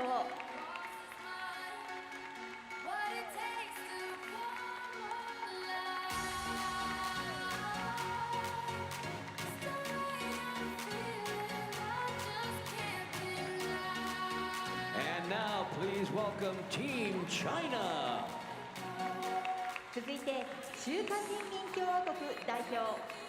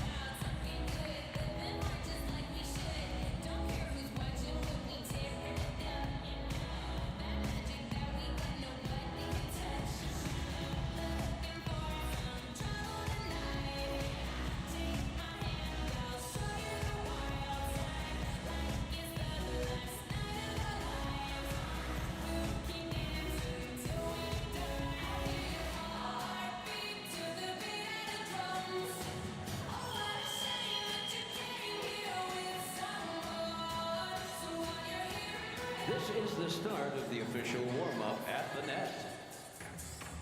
これから選手はコートでウォーミングアップを始めます。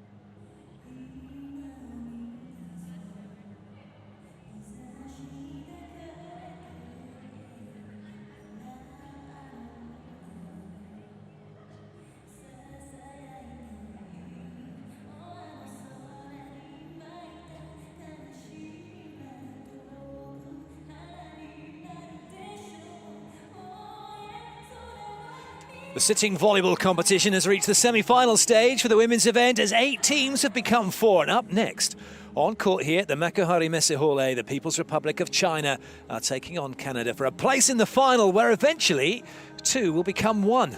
Right now, it's all about making the final and guaranteeing a medal.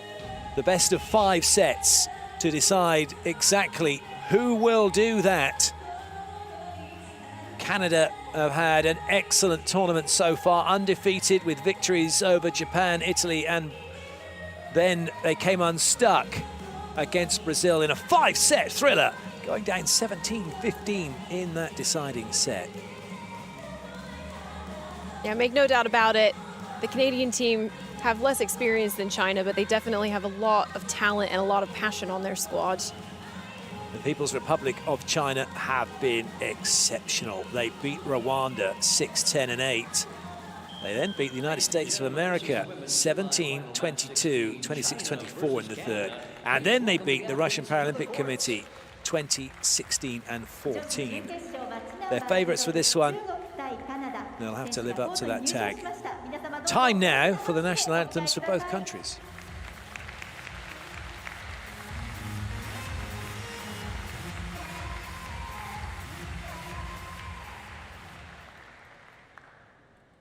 Ladies and gentlemen, the national anthem of Canada.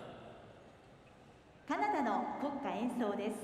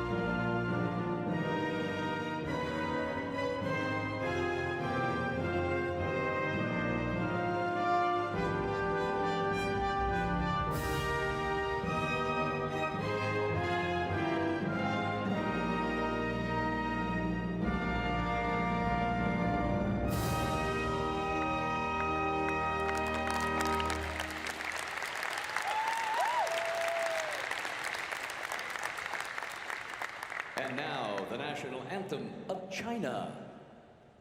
続いて中華人民共和国の国歌演奏です。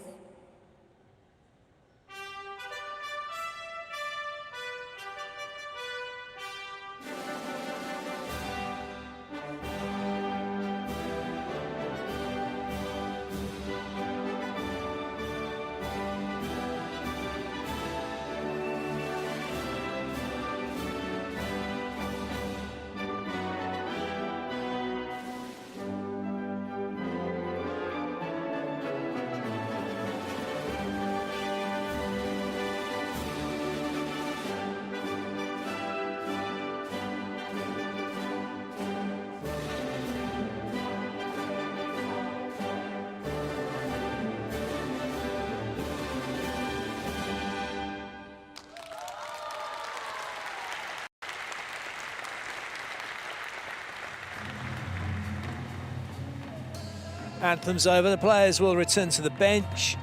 We'll have the introduction of the referees and then we will meet the starting 7s.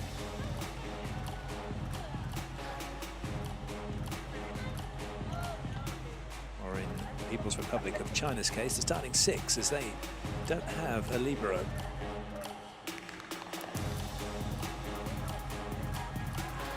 Canada have 2.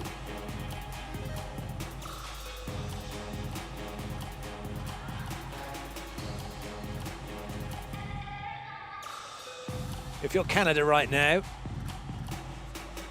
got to be thinking, okay, what we got here? What have we got to do next? And that's not an easy question to answer when you're playing a team like China, let's be honest. They're very experienced, they're so technically correct, they move astoundingly well. And Canada, to their credit, they have a lot of skill on their team. They're a relatively young team, but they have some real cannons. Number 11, Heidi Peters, is the all-time highest scorer of this tournament so far. She has 75 points to her name already. China obviously had a hugely successful tournament so far. They haven't dropped a set. They've been consistent, dominant, every match they've played. And they'll be coming into this match looking to get all their ducks in a row, ready for the final. Ladies and gentlemen, let's meet our referees for this match. The first referee from Brazil is Vanessa Redes. Vanessa Redes is the first referee from Brazil. Our second referee from Japan, Yamamichi Rizuto. And Yamamichi Rizuto, the second referee. Well, no, if they've had a good game, we won't notice them. All our focus will be on the players.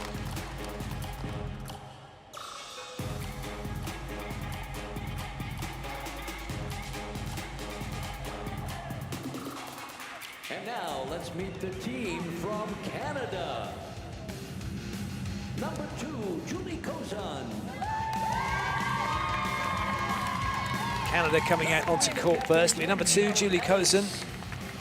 She'll be starting at position 5. Number 3, the captain, Daniela Ellis, starts at position 2. Jennifer Oakes, number 4. She starts at position 1 in the back row. Heidi Peters, number 11, is in the front row at position 4. Caitlin Wright, number 14, starts at 3.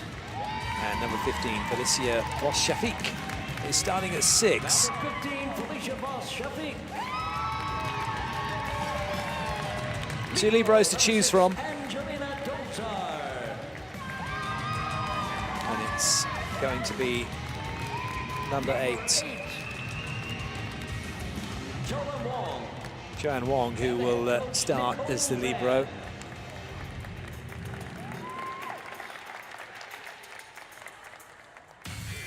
Now let's meet the team from China. Number 1, Tong Zhu Ime. Number 2, Liu Hongchen. Time for China, starting with Tang Shumei, number 1, middle blocking, and she'll be starting at position 2. Liu Hongqin, number 2, starts at 3. Wang Yanan, number 7, starts at 6 in the back row. The captain, Zhu Yixiao, number 10, starts in the front row at 4. Zhang Lijun, number 11, will be starting at position 1 and serving. And it's number 13, Xiao Meiling, who's middle blocking, starting at position 5. That is who the head coach, Xu Humin, has decided can get the job done. For Canada, Nicole Ban has selected a team. She's rolled the dice. Going to find out whether her numbers are going to come up or not.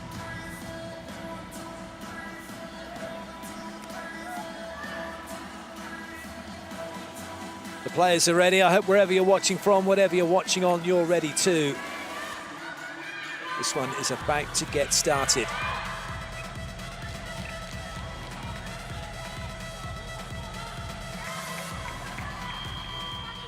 It's the People's Republic of China in red serving, Canada in black receiving for this women's sitting volleyball semi-final from the Tokyo 2020 Paralympic Games. First points to Canada.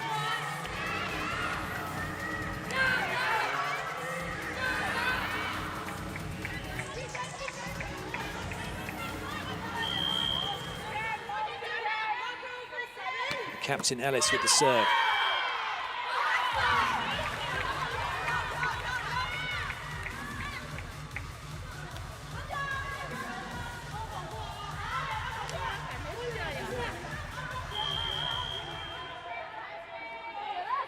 Instant side out, China now serving again. Well, that was interesting play because the ball's gone up onto the net. Instead of watching the ball all the way to the net, turned to watch the play on the other side, and then it's come right down in front of Peters. That's a good hit. Yeah, Canada, I think, just need to settle down a little bit. They've had a missed serve, a couple of tight or even overpassed passes.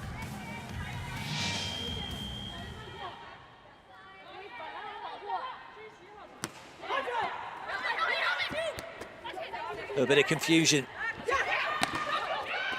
No confusion at all about China's play. The captain, Xu Yixiao, making sure that one hit the floor. 4-1, what a start. Good start.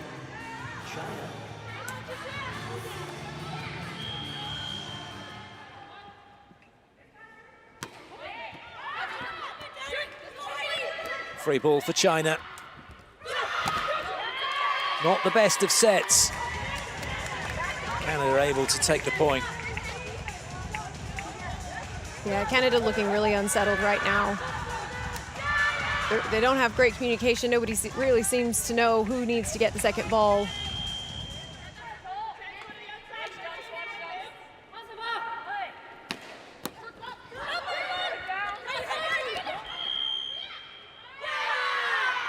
So it'll be the lifting call against Peters as she went to play that. And she's saying, no, look, I didn't. Quite clearly, part of my torso was on the floor as she played it. Referee having none of it. There are some subtle differences between the standing game and the sitting game. For those of you who perhaps haven't seen sitting volleyball, we'll go through the rules as the match progresses. One of the main ones is you've got to keep part of your torso on the floor at all times when playing the ball. You can block the serve. And if your feet touch the bottom of the net, that's not a net fault. But if you touch the top of the net, that line, that will be a net fault. You'll get called for that. Peters doing well to do some coverage here. But again, Canada's not really able to get the ball back over.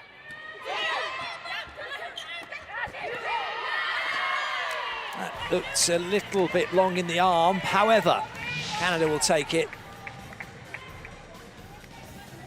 Goes in with the point. Canada now with the serve.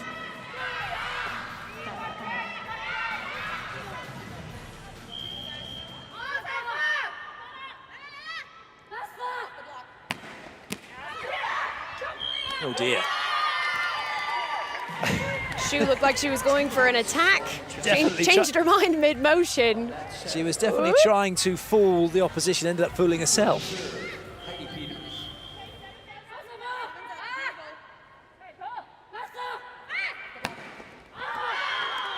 Good leave.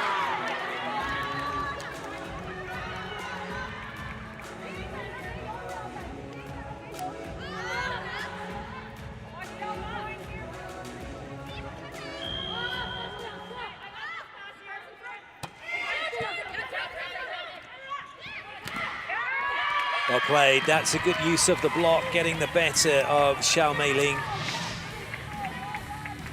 Great push to the outside as well by Peters. Lovely set, setting her teammate up for success.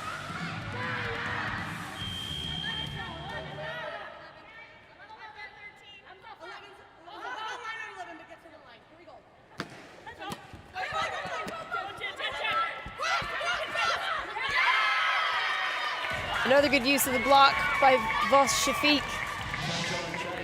She's playing really smart right now.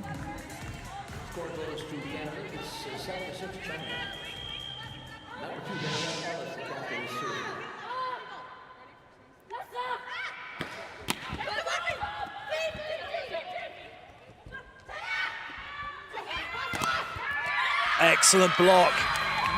After that nervy start, Canada have got themselves right back in this set.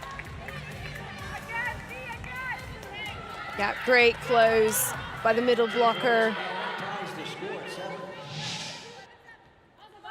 Making this Chinese team think twice.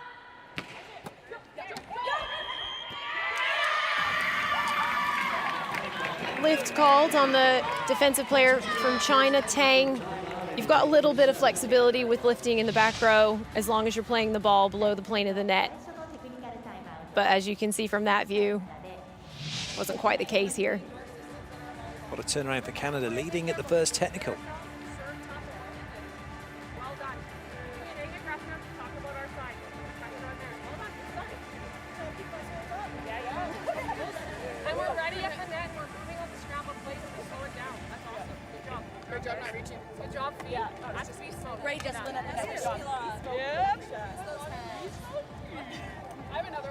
You like my little inside joke I'll send you? Oh yeah, buddy.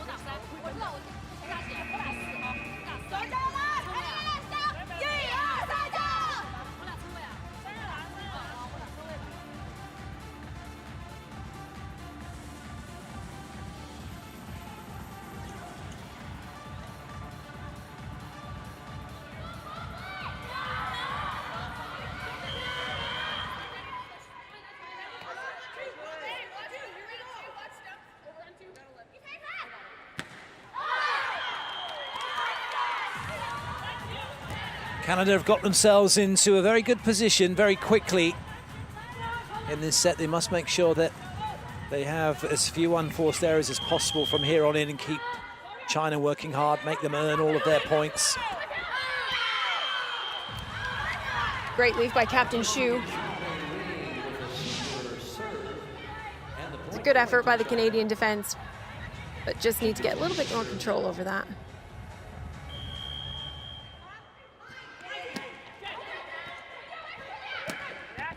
Nice dig. A little too much on that swing from Jiang. The Chinese team are really playing like they're rattled right now. We're not used to seeing this from them, and no doubt they're not used to being in this position, especially over the last few days. Great effort by the Canadians to play their game.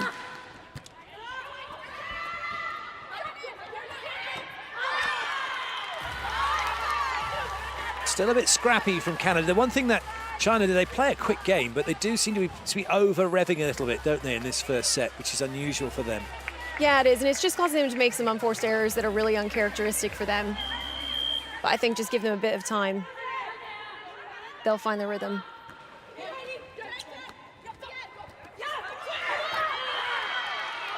A little bit of luck will also help.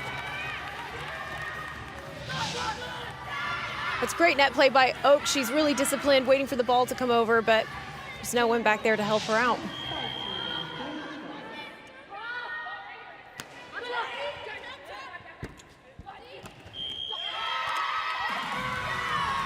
A lifting call given against Caitlin Wright. Against the ref, she was wrong.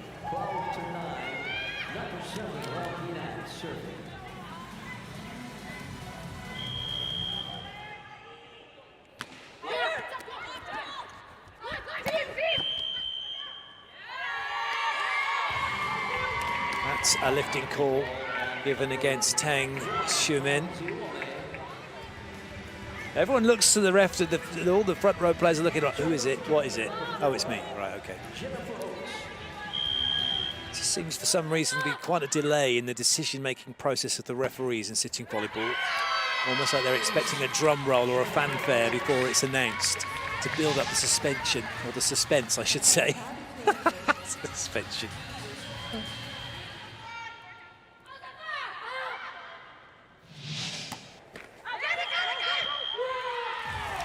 Plenty of suspense so far in this one. This is brilliant from Canada. They've looked like they were going to be out of this first set the way they started. They've got themselves back in it. A couple of points behind now, though. They can get themselves a little bit more consistent. They can really begin to put some more pressure on China. Great dig. Great finish. Wonderful put away from Danielle Ellis. What a swing by Peters as well. Canadian offense has shown up today, which is really nice to see.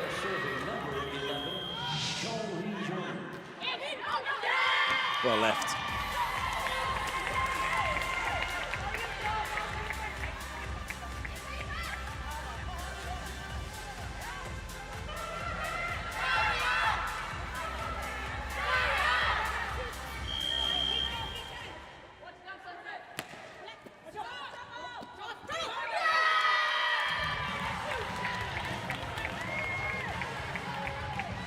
China's still just struggling to respond to the aggression that the Canadians are bringing, which is really interesting to see. Got to serve better than that. China pouncing. A great wall at the net for China.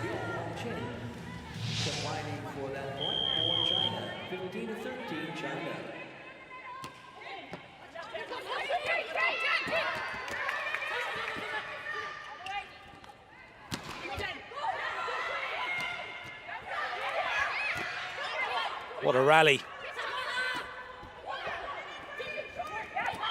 That's going to be a carry. Unfortunately, it was behind her head as she went to play that, Peters, and then she literally threw it down. It'd be great if she was above a basketball hoop, but absolutely fine.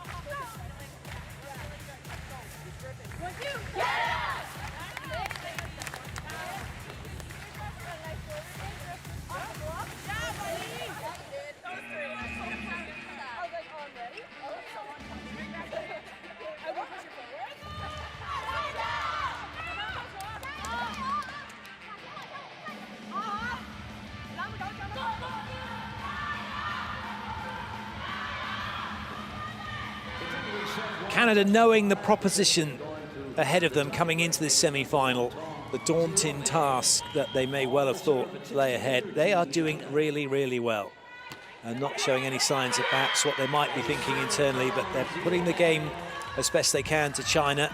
That's a great serve from Tang Shumei.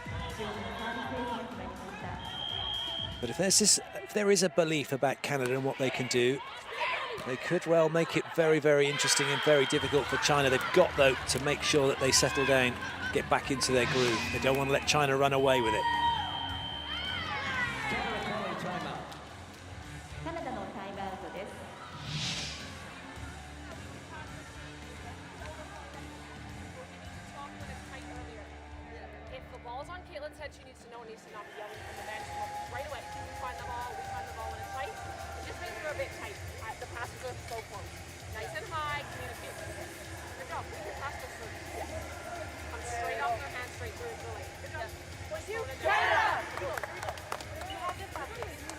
Nicole Ban just talking about getting that side out, what they need to do, and nice and high. And even though this game is played at 167.6 miles an hour, approximately, there is, you do want to create that time, and you create time with height on the pass in order to give everyone the opportunity to get into position, then to have a swing and do what they need to do. And so at times that's a good way to slow things down and get yourselves back into it.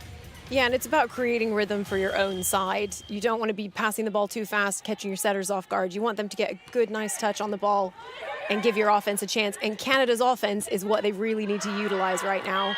They have huge hitters. We haven't seen a lot of that yet.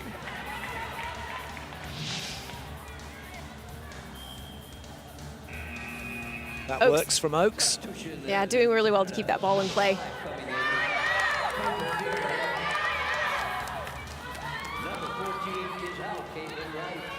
Hayden Weyer coming in.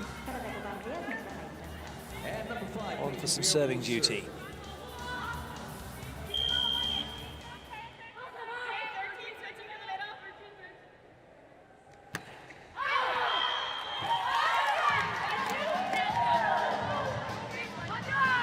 Unfortunately, not what you want right now. Is Canada trailing by 5 now against a really strong Chinese side. And the thing with China is you give them an inch and they will take a mile.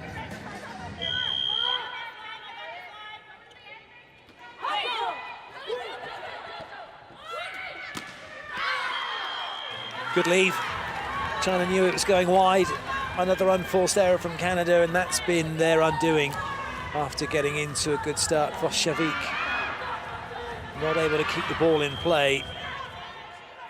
She's supposed to be showing no mercy. It's not quite happening.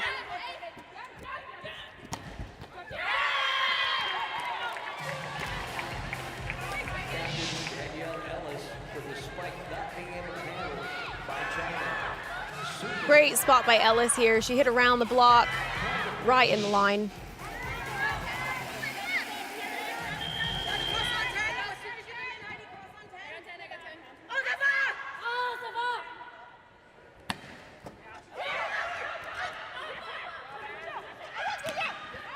Get up. Just can't keep it in play. Those are the little things that aren't quite going right for Canada at the moment.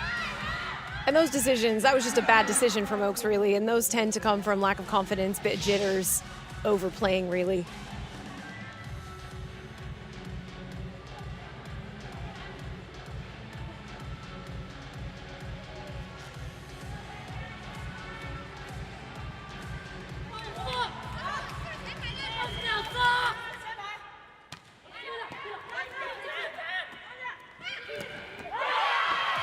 That looks like it was in. It's been given out. Didn't touch the block. Chinese defenders did really well to leave that. Canada call the timeout.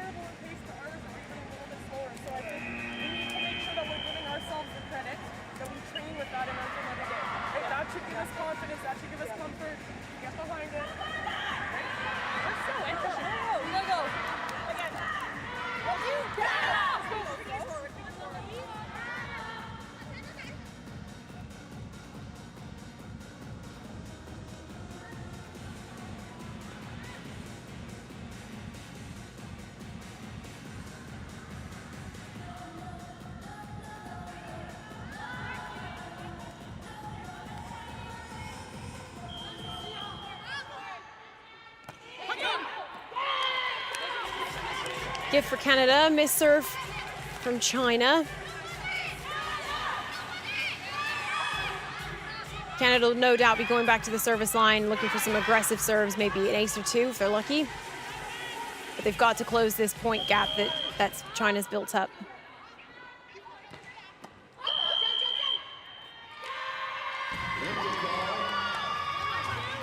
China called for a lift, so it's a point to Canada.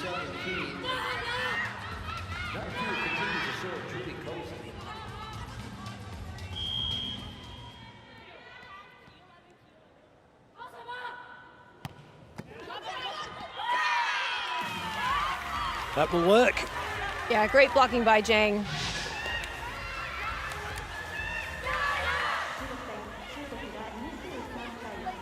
Really good reach.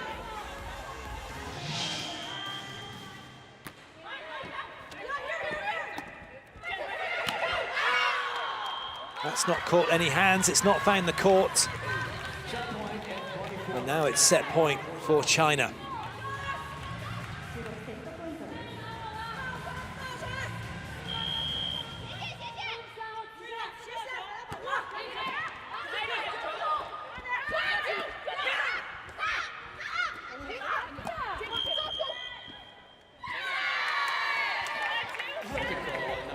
So a lifting call on the far side, away from the first referee, right under the nose of the second referee who didn't see it, but I guess the angles can be deceiving, and depending on what the first ref's looking at, not usually looking for lifting calls, the first ref, but it's gone against China.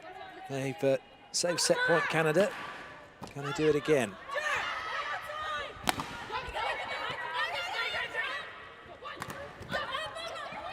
The answer is no. Great block from China. They take the set 25-18. They lead Canada by 1 set to nothing.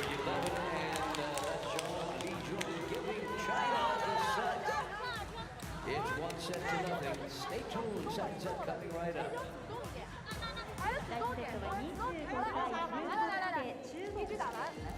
大家心定一点，上来有点紧，理解。既然来，抓紧加油，慢慢来了，慢慢来，我们节奏掌握好，包括。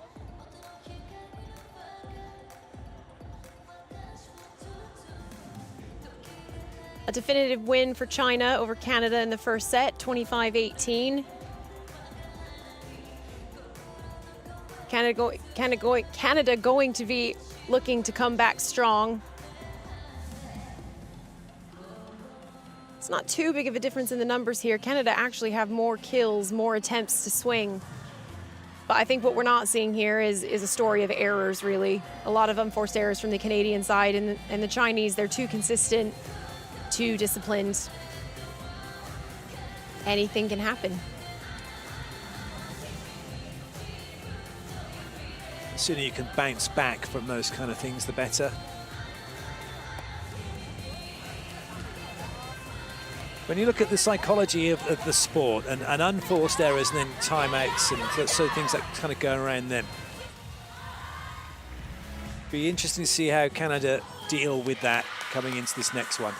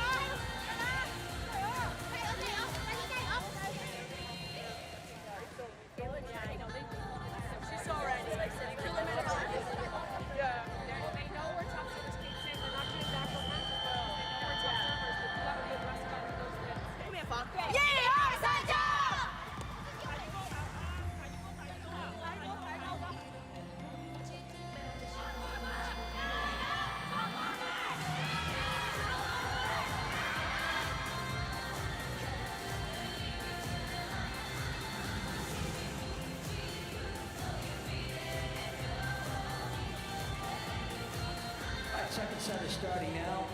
Very close first set match.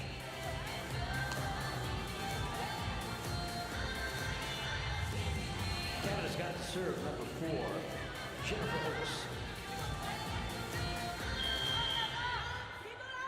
Second set underway. Canada with the serve. They're trailing by 1-0 against the People's Republic of China in this women's semi-final match. And first point goes the way of China with that loose serve from Oaks.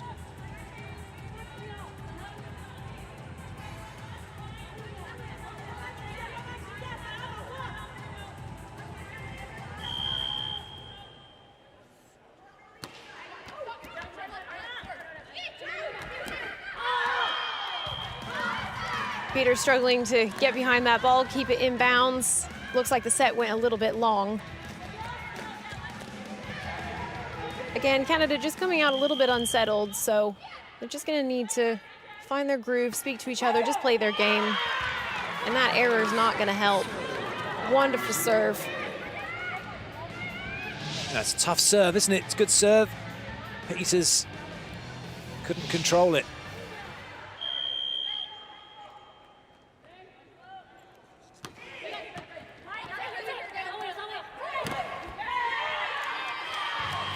Tang doing well to get a touch on that, but what a line shot by Peter. She's a really powerful hitter. Ellis setting her up nicely with ball all the way out to the line.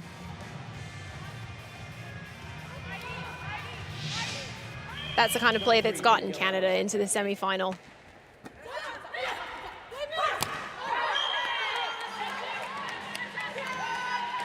Zhao no doubt going for high hands. It looks like she didn't quite hit the target. I'd have been tempted maybe to call that set. Looked a little bit spinny. Bit Not iffy. that that's a technical term, double touch.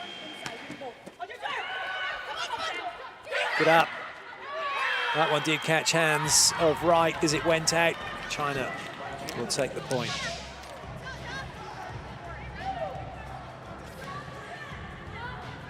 Great swing by Xu on that overpass.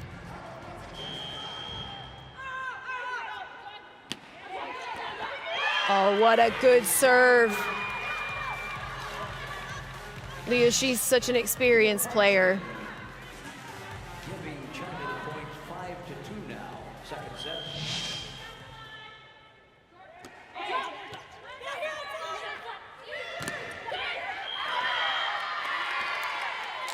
Ball called out as it hits the antenna on the far side of the net. Those what look like barber's poles, they signify the airspace in which you can play the game. They're not actually an extension of the sideline, because if the ball hits the sideline, it's in. Ball hits the antenna, it's out, and it's whoever it comes off last, the other team will get the point. The ball has to travel inside the antenna. If it travels outside it and lands out, it's out. If it goes over the top of the antenna, it's also out. Once again, Canada found themselves with another service error. Not only critical because it gives China a point, but it takes away a chance for Canada to have any sort of offense, throw China off their game. China are able to respond just like that. Wonderful swing by Wong in the hole of the block.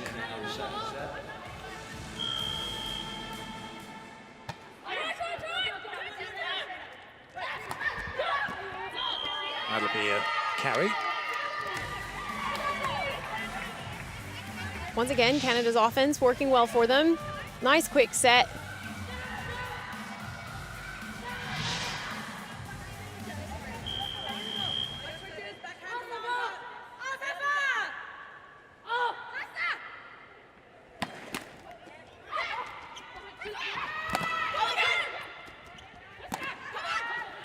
Oh, great play. Great effort by Oakes as well. Well, so she's been called for a lift as she's went to play that ball, which is below the plane of the net. Oh, there's some queried looks here in the commentary position, that's for sure, as I'm sure there might well be for Canada, but fair play to them, they're just playing to the whistle. First technical timeout, China with the lead.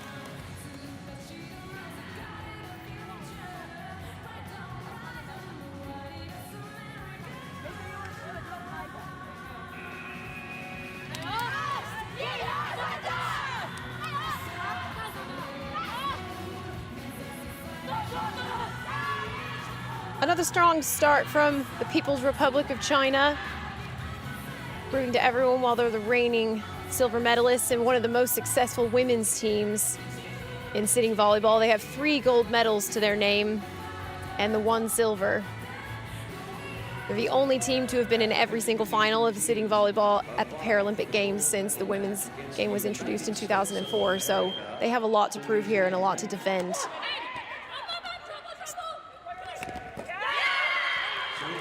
What a swing by Oakes. This is exactly what Canada need to be doing every single time. That's such a good turn away from where the block was as well.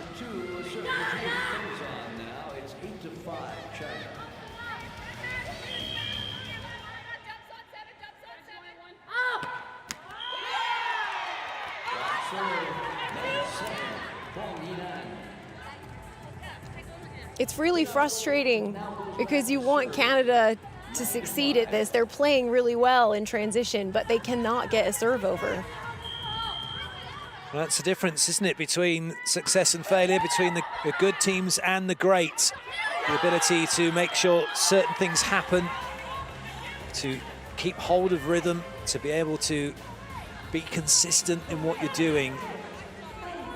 And that's something that China do. And that's why they're leading 10-5. That's why they're leading by 1-0. That's why they're a world-class sitting volleyball team.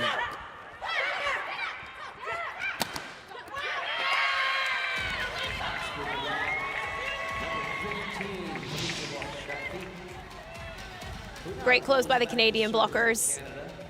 10-6, China.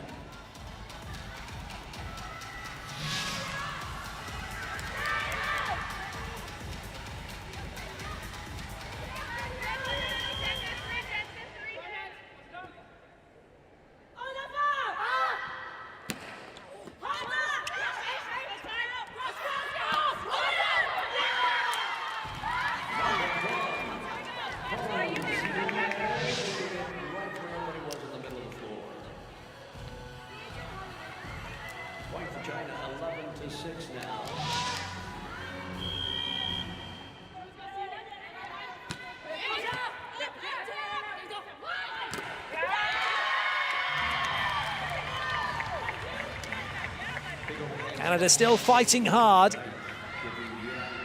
Giving Canada the score.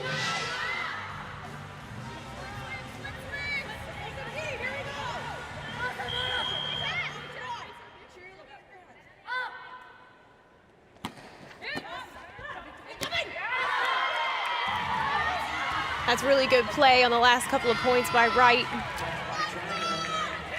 Showing real aggression, she's showing real vision of the net, and she knows where the Chinese blockers are. This is what Canada need right now, the right stuff, if they're going to get back into this and really try and close the gap. Nice one.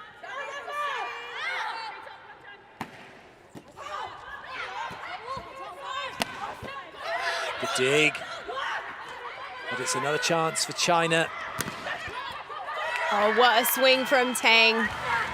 She is so good and so powerful.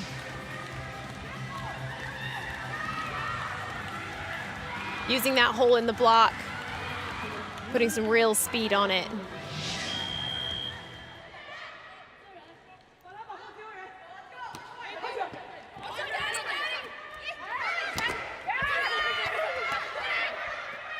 Great get by China, and a lovely finish by Xu. What a swing.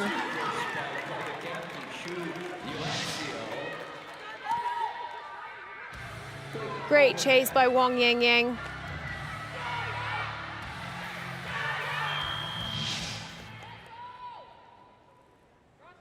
Five-point lead now for China. And they get themselves a free ball. It could be 6. It is 6. Great swing through the middle. Xiao Meiling. Masterclass. The Chinese are just so good. They're a well-oiled machine.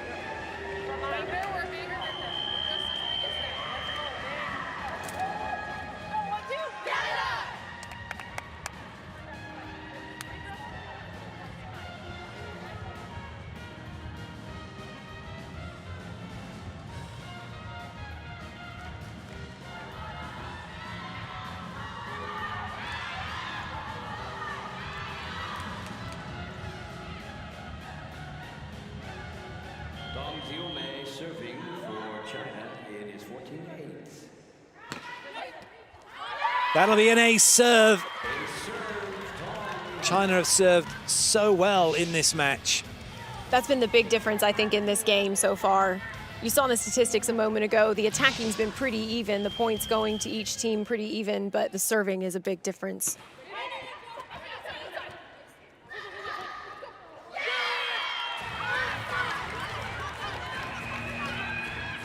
Zhao Meiling, great play at the net. She's really strong. But then when you look at that in the slow-mo, Canada were penalised for a similar thing where the ball was up and then it was pushed onto the net. China seemingly to get away with it, but that's too late now for Canada. China up 16-8 in this second set. They're looking good to be 2-0 up.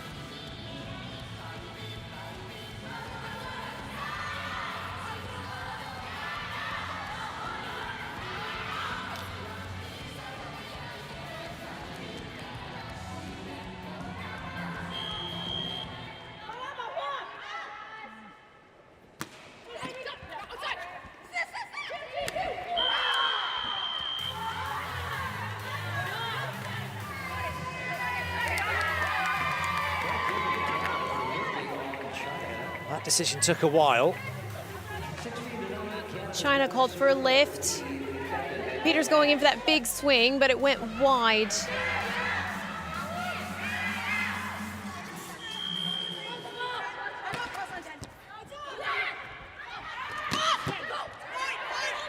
Great up by Oakes, giving her team a chance there. Oh, unfortunate error for China's Leah. She was just not over the net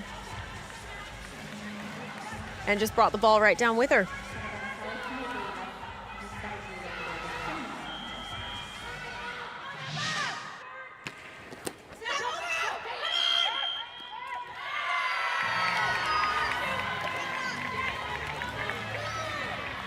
Another lift call for China. Canada doing well at the net. They're being really strong, really disciplined now.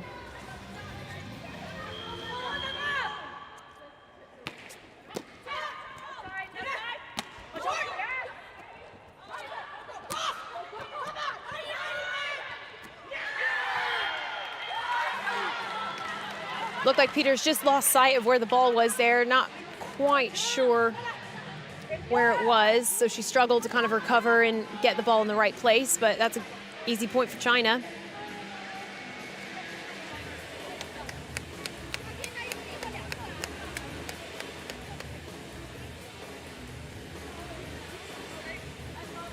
Once again, this match tonight determines who plays the United States of America for the gold match on Sunday.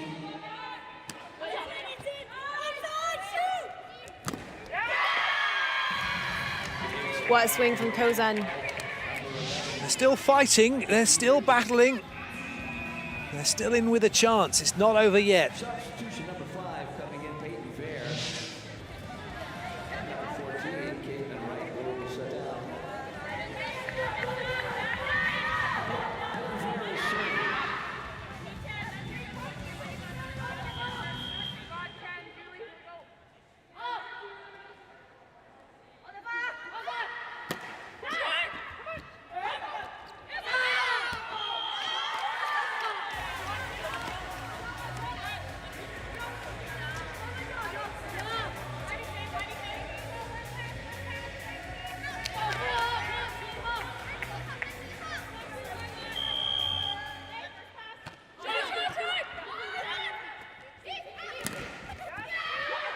Oh, great coverage by Wong of her own block. And that wasn't a freeze frame, that was the ball being held, and so we have a replay, a do-over, depending where you come from.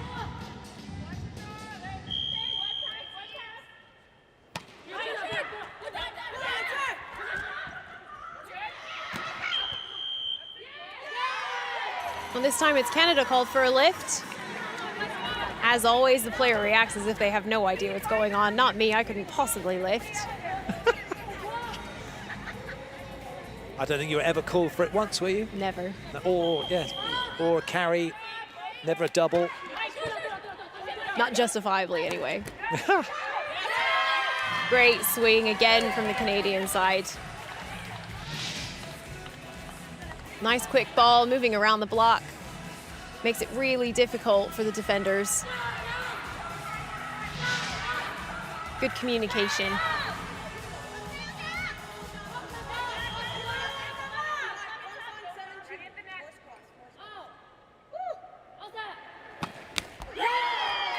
Trying hard to make something happen. And that time, though, Peters trying a little too hard. Number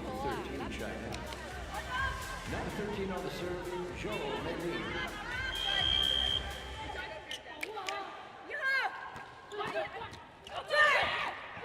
Great recovery from China there.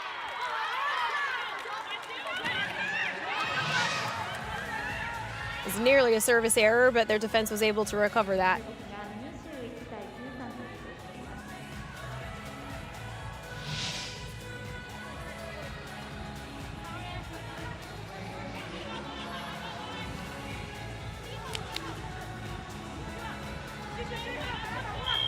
China 4 away from wrapping up this set. That's going to be a point for Canada. The referee says 2 touches, it's probably 4. 2 hands each player. Yeah, just a bit of a communication error. Zhao comes in to set it to the left side. Xu comes in to set it to the right side. Just crash in the middle.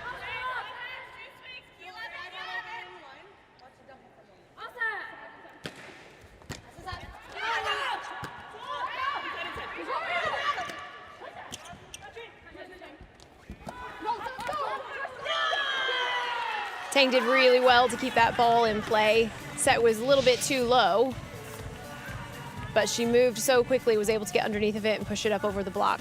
Really good effort on her part.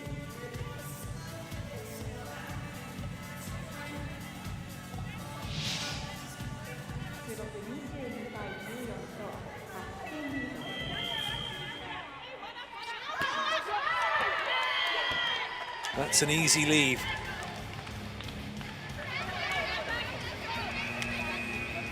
Substitution. Double substitution.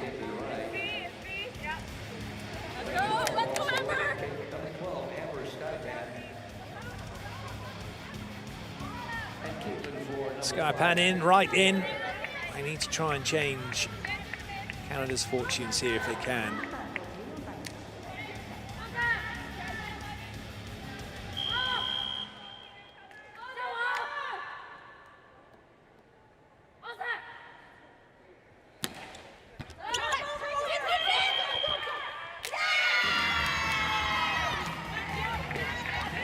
A lift call as the ball was played. That going against Liu Hongjin.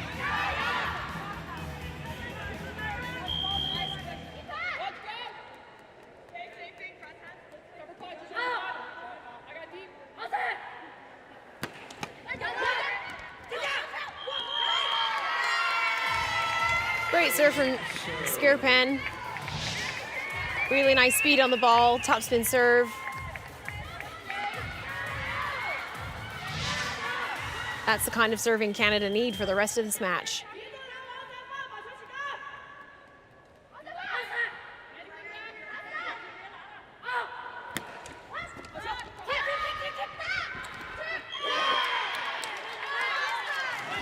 Masterful play by China's Zhang. Lovely touch on the ball, and it bounces off of the blocker from Canada into the antenna.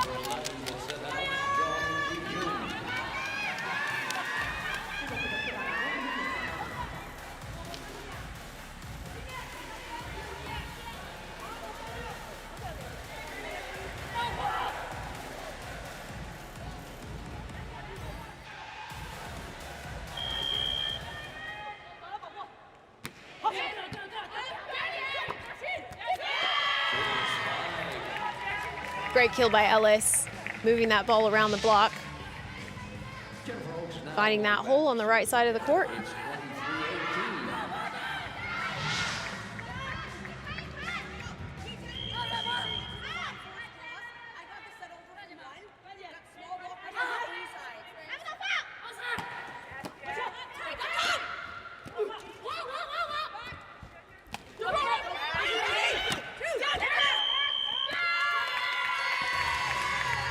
Another one that's going to go Canada's way. China have kind of spluttering their way towards this second set at the moment. Well, that's a net touch against Canada. It should be China's ball.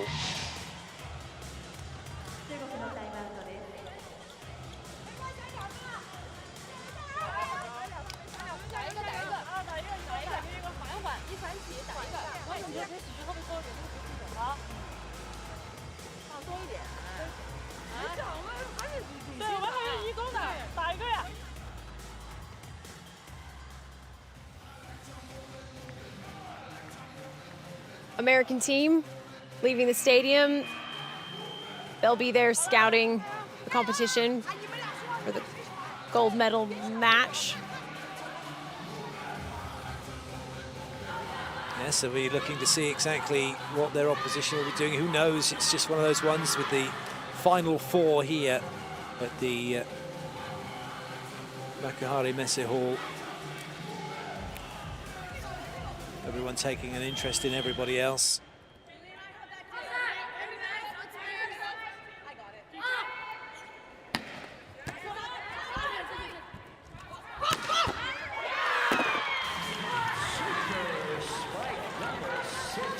in.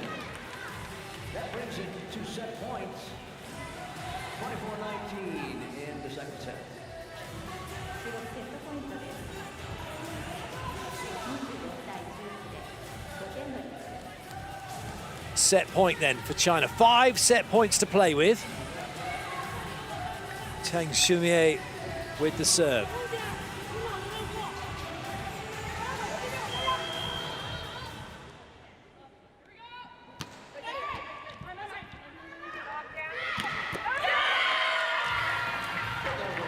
That's the Heidi Peters that we've been seeing this entire tournament except for today.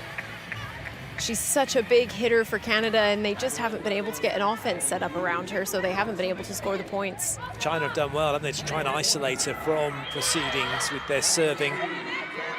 And no doubt that will have been a part of their game plan coming in.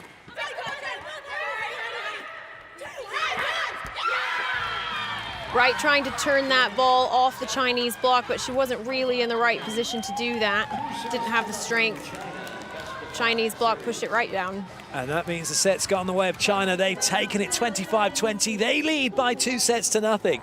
これで第2セット25対18、第2セット25冲一下，别人在冲我们，我们前面还是有点保。这个地方，好了，这个不要绑，不要冲。今天直线被打穿啊，今天直线被打穿，手一定要放好，不要看到是直线。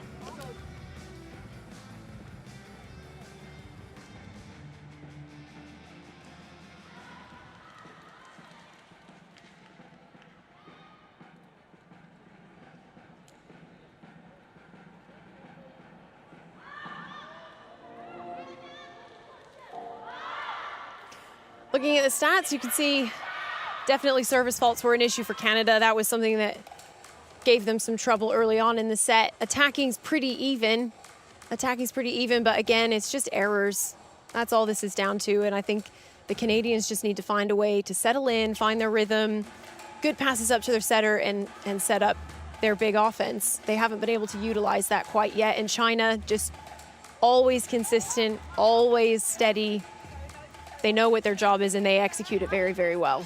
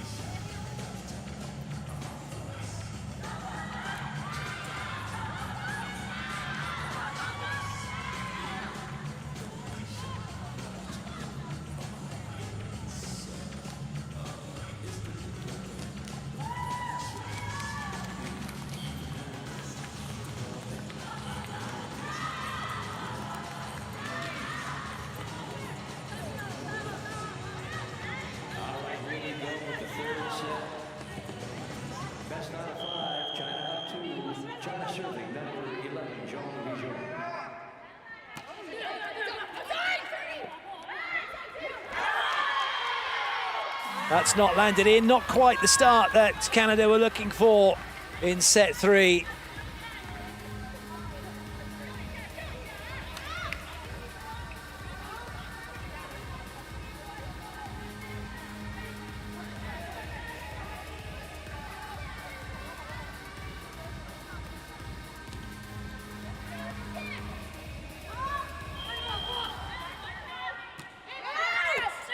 Oh, that was a good leave by the Canadian libero.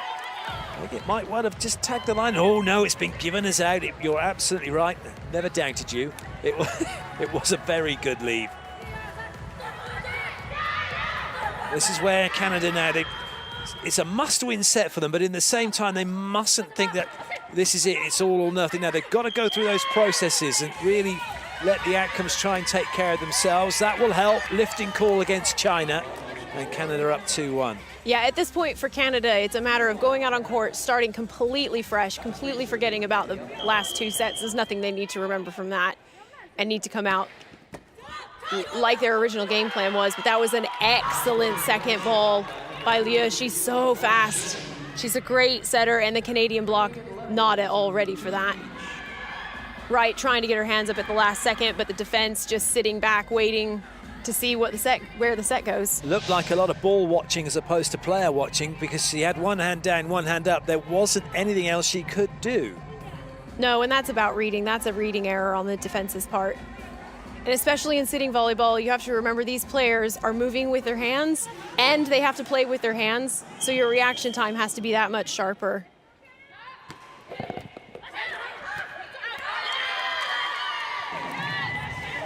This time the point goes in Canada's favor as the ball goes out.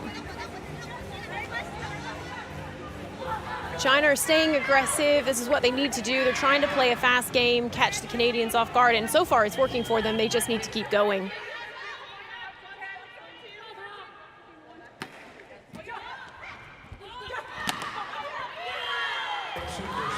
Xu showing us exactly why she's one of the top hitters on the Chinese team and one of the top hitters in this tournament. So much power. She knows exactly where she's putting the ball.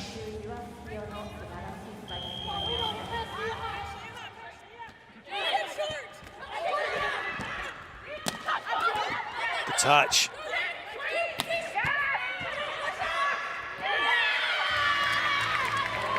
Really good rally by both sides. Amazing defense by the Canadians. That libero just flying to the outside, bringing that ball back in off the block.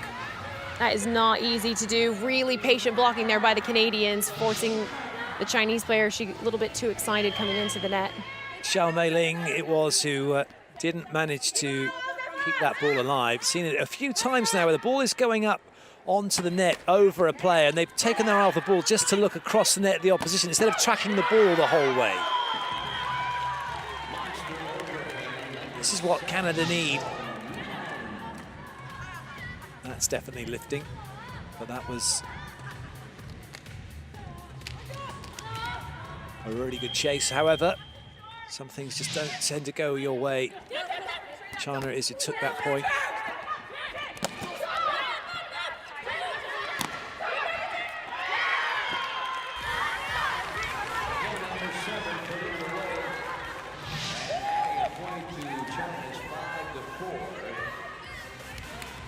Exasperating.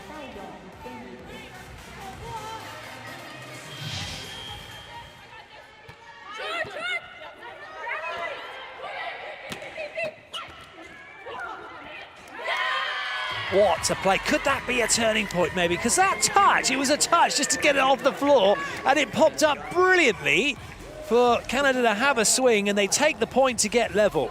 It's a real emotion shift for Canada. They've been really kind of placid, playing a bit scared, and look at them now. They're so much more relaxed. They're in their game. This is exactly where they need to be.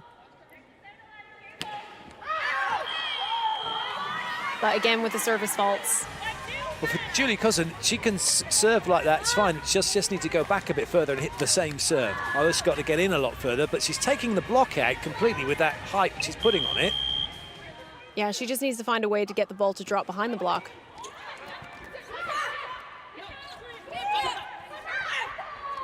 A call against Zhang on that set. Pancake picked up. Canada pressing. China responding. Chinese are just so good at defense. They're so quick, and they're really good at rallying from mistakes, but what a swing from Voss Shafiq. That's going to give them a really good boost. It was an excellent rally, and Voss Shafiq showing no mercy, but that's the level at which Canada are going to have to play. They're going to have to play that tempo, that play, to try and stay with China here.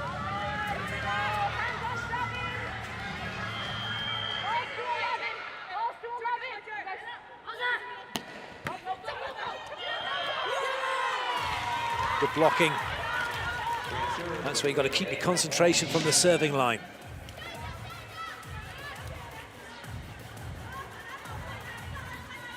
Wong getting so fired up there.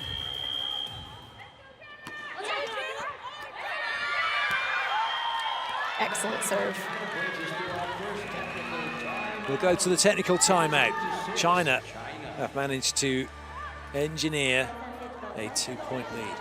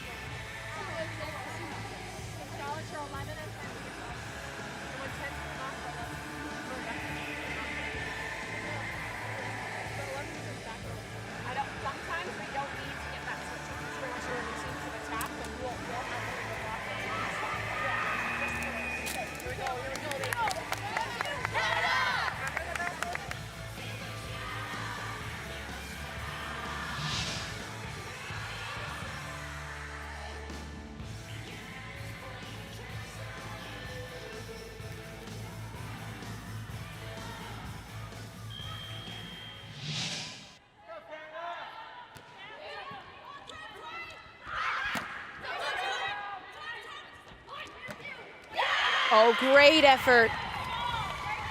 Wright did really well. That was a really quick set. She got her arms up just in time, swinging. It went into the block, but the Chinese weren't ready.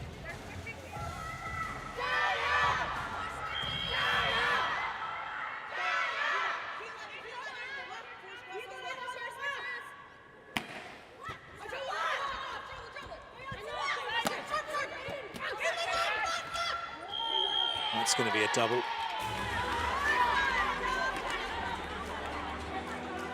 Two hits on the set. China gets the point, 9-7 now. Number 11, Zhong Lijun, service.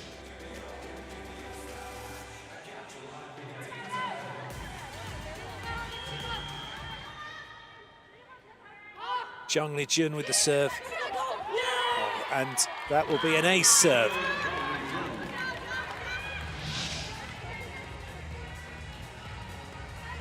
That's always the way, isn't it? Blockers just reaching outside their body line.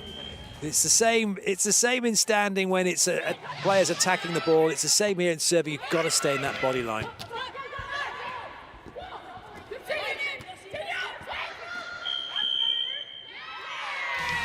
That's going to be lifting against Canada. Yeah, passing a little bit too tight into the net is another issue that they've been having. And what that does is it's forcing errors from the player trying to take the second ball as they're desperately trying to save it out of the net. It's just a few adjustments Canada need to make, and they've got a winning team as long as they can keep those errors to a minimum. But with a team like China, you can't have those errors or they'll eat you for breakfast, quite honestly.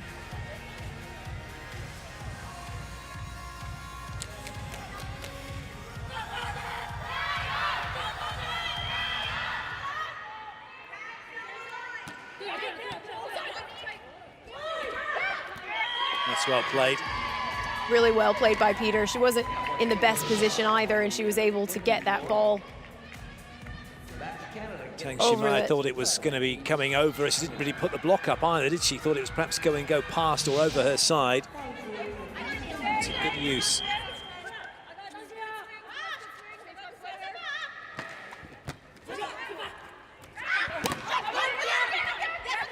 A good effort by Oakes there, really reaching forward. Well, the referee signalling that it was inside the 2-meter line, so regardless, she's just saying, no, it's lifting call. with that signal that she made after the lifting. Being very strict on that.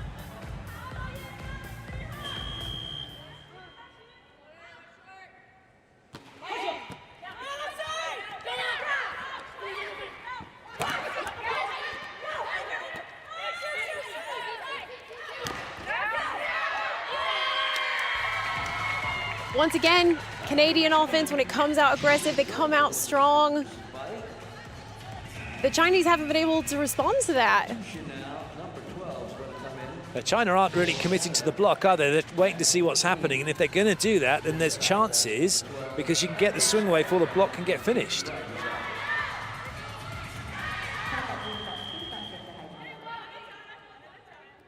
Skypan with the serve.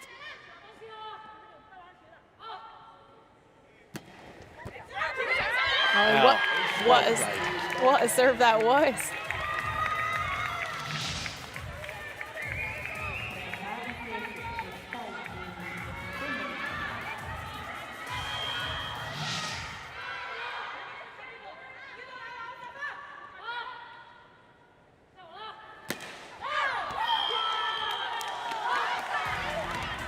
Second one didn't go in. First one was an ace, cancelled them out. There she goes back off court now.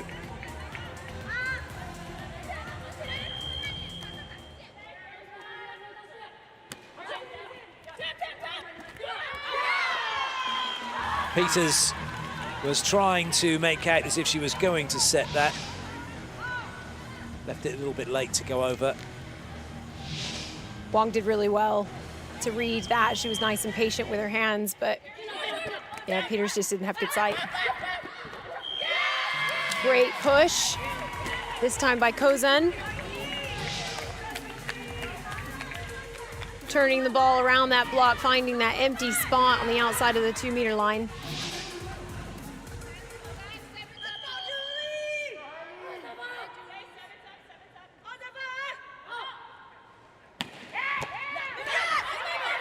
You have got to be joking. Amazing, amazing recovery by the Chinese players there. Don't really know how that happened. It was a little bit like the Matrix.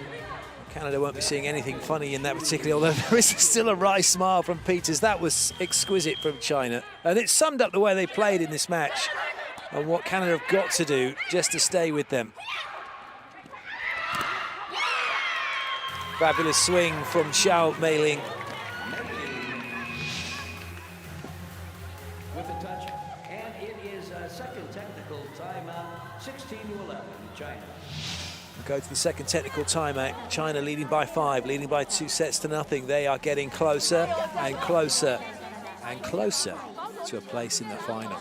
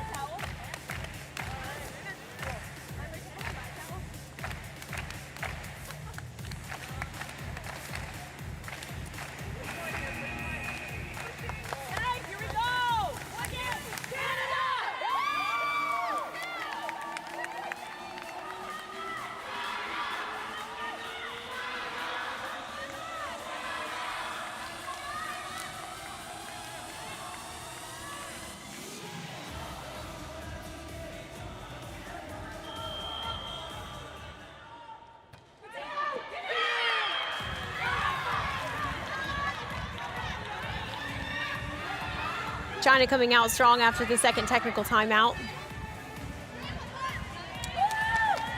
As Captain Xu goes back to serve. Gets the ace. That you have those conflict areas between the passing unit, or that's where you're looking to go into those the 2 spaces, and then the 2 spaces either side of the wing passes. Brilliant serving. Conflict areas, as they're technically known, or otherwise more favorably known as the corridors of uncertainty or the panic channel. or even sometimes the Isle of Mystery, because when you go shopping there, you can sometimes come up with an ace.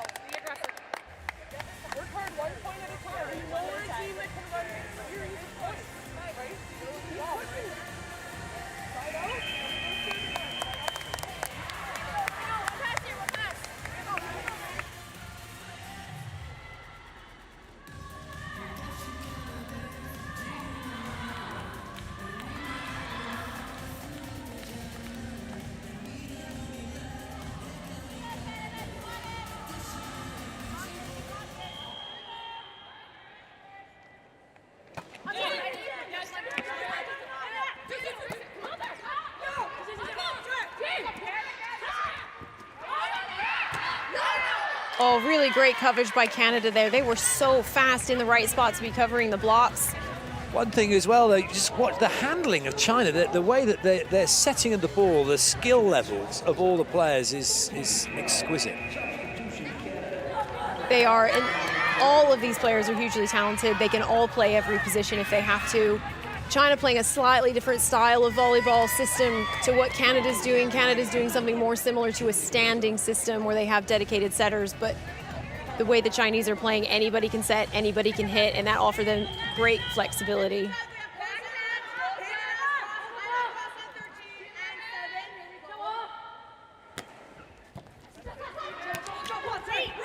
Flipper works. Oh, good pick up again, but such effort. That's going to go against China here. It has to, because the referee had called Canada for the same play previously in the set. So at least there is consistency. But those are the ones, aren't you? When you're making such a play like that, to the extreme, like you already want the rally to continue.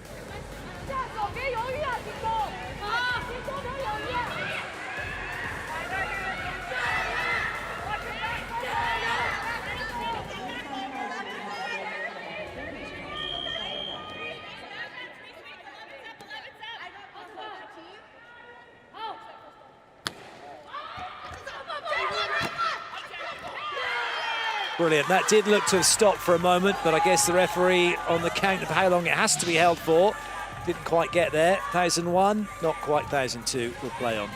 Yeah, that was really, really good play. Wang was really patient.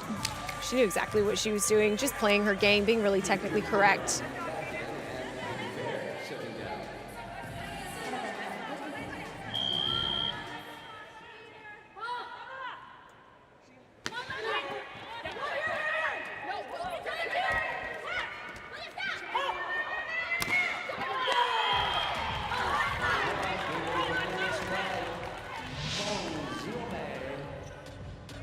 Just another demonstration from China.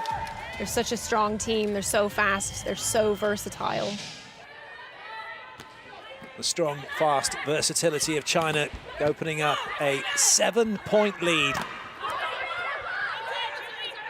Canada still giving it their all and playing a huge part in this spectacle. Great dig, but it won't stay in play. Couldn't quite get the angle to send it up high enough for someone else to get onto it. 21-13, China getting closer to victory.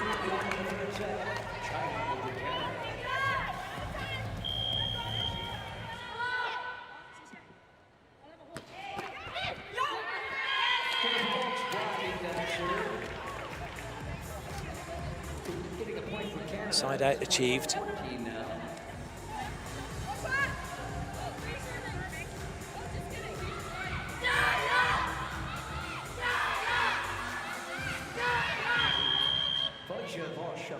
With the serve.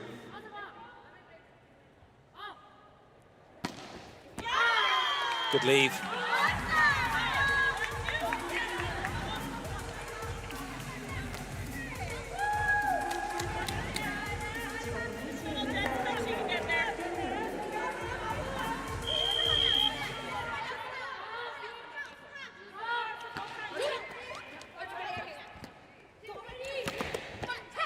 Good touch.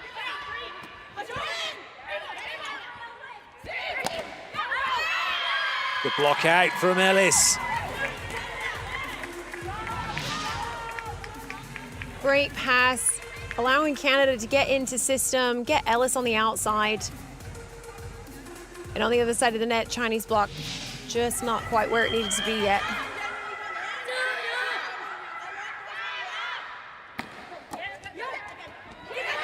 Great touch. Oh, what a turn. Zhang did so well. She was completely out of position there. That was excellent. The way that she was able to turn that from where she was on the body position was really, really cool. Yeah, she's got a great touch on the ball. She has really good control. All of these women do, really. And that comes from experience, and that comes from a lot of playing. Gong Bing coming on to serve. China 2 away from guaranteeing one of those. Will it be silver? Will it be gold? Will they be getting there? Can Canada stick with it? The trouble is now, though, it is match point for China.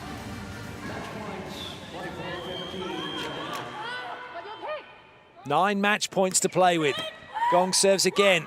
Free ball. Swing chance for the match. Another go. And they've done it. Brilliant swing. Tang Shumei puts the ball away. China take the set. 25-15. They've beaten Canada in straight sets. It's China who are going through to the final. For the 5th time. 5 out of 5. Huge accomplishment for this program, but also huge accomplishment for the Canadian side. It's important to remember they're guaranteed the best finish they've ever had at a Paralympic Games. They've come out to this tournament really, really strong, really eager to prove themselves, and they've done that.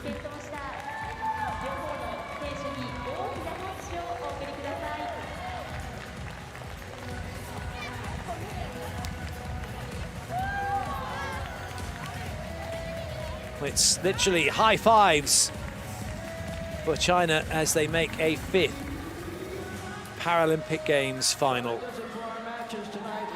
And for Canada, they'll still be all smiles as we get confirmation of that result. 25-18, 25-20, 25-15. They're through to the final. They're guaranteed a medal. Canada will fight to get on the podium. They'll fight for bronze.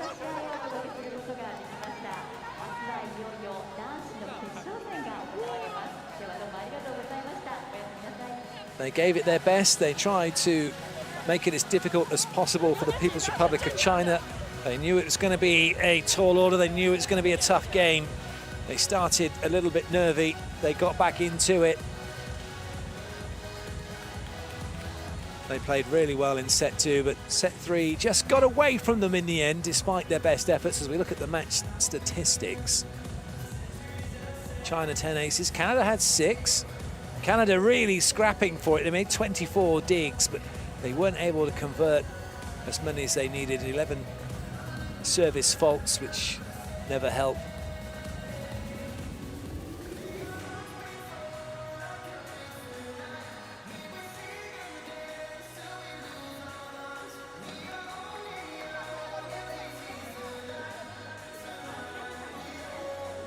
China do it again. They're through to the gold medal match. They'll be taking on the United States. Brazil will be taking on Canada for bronze.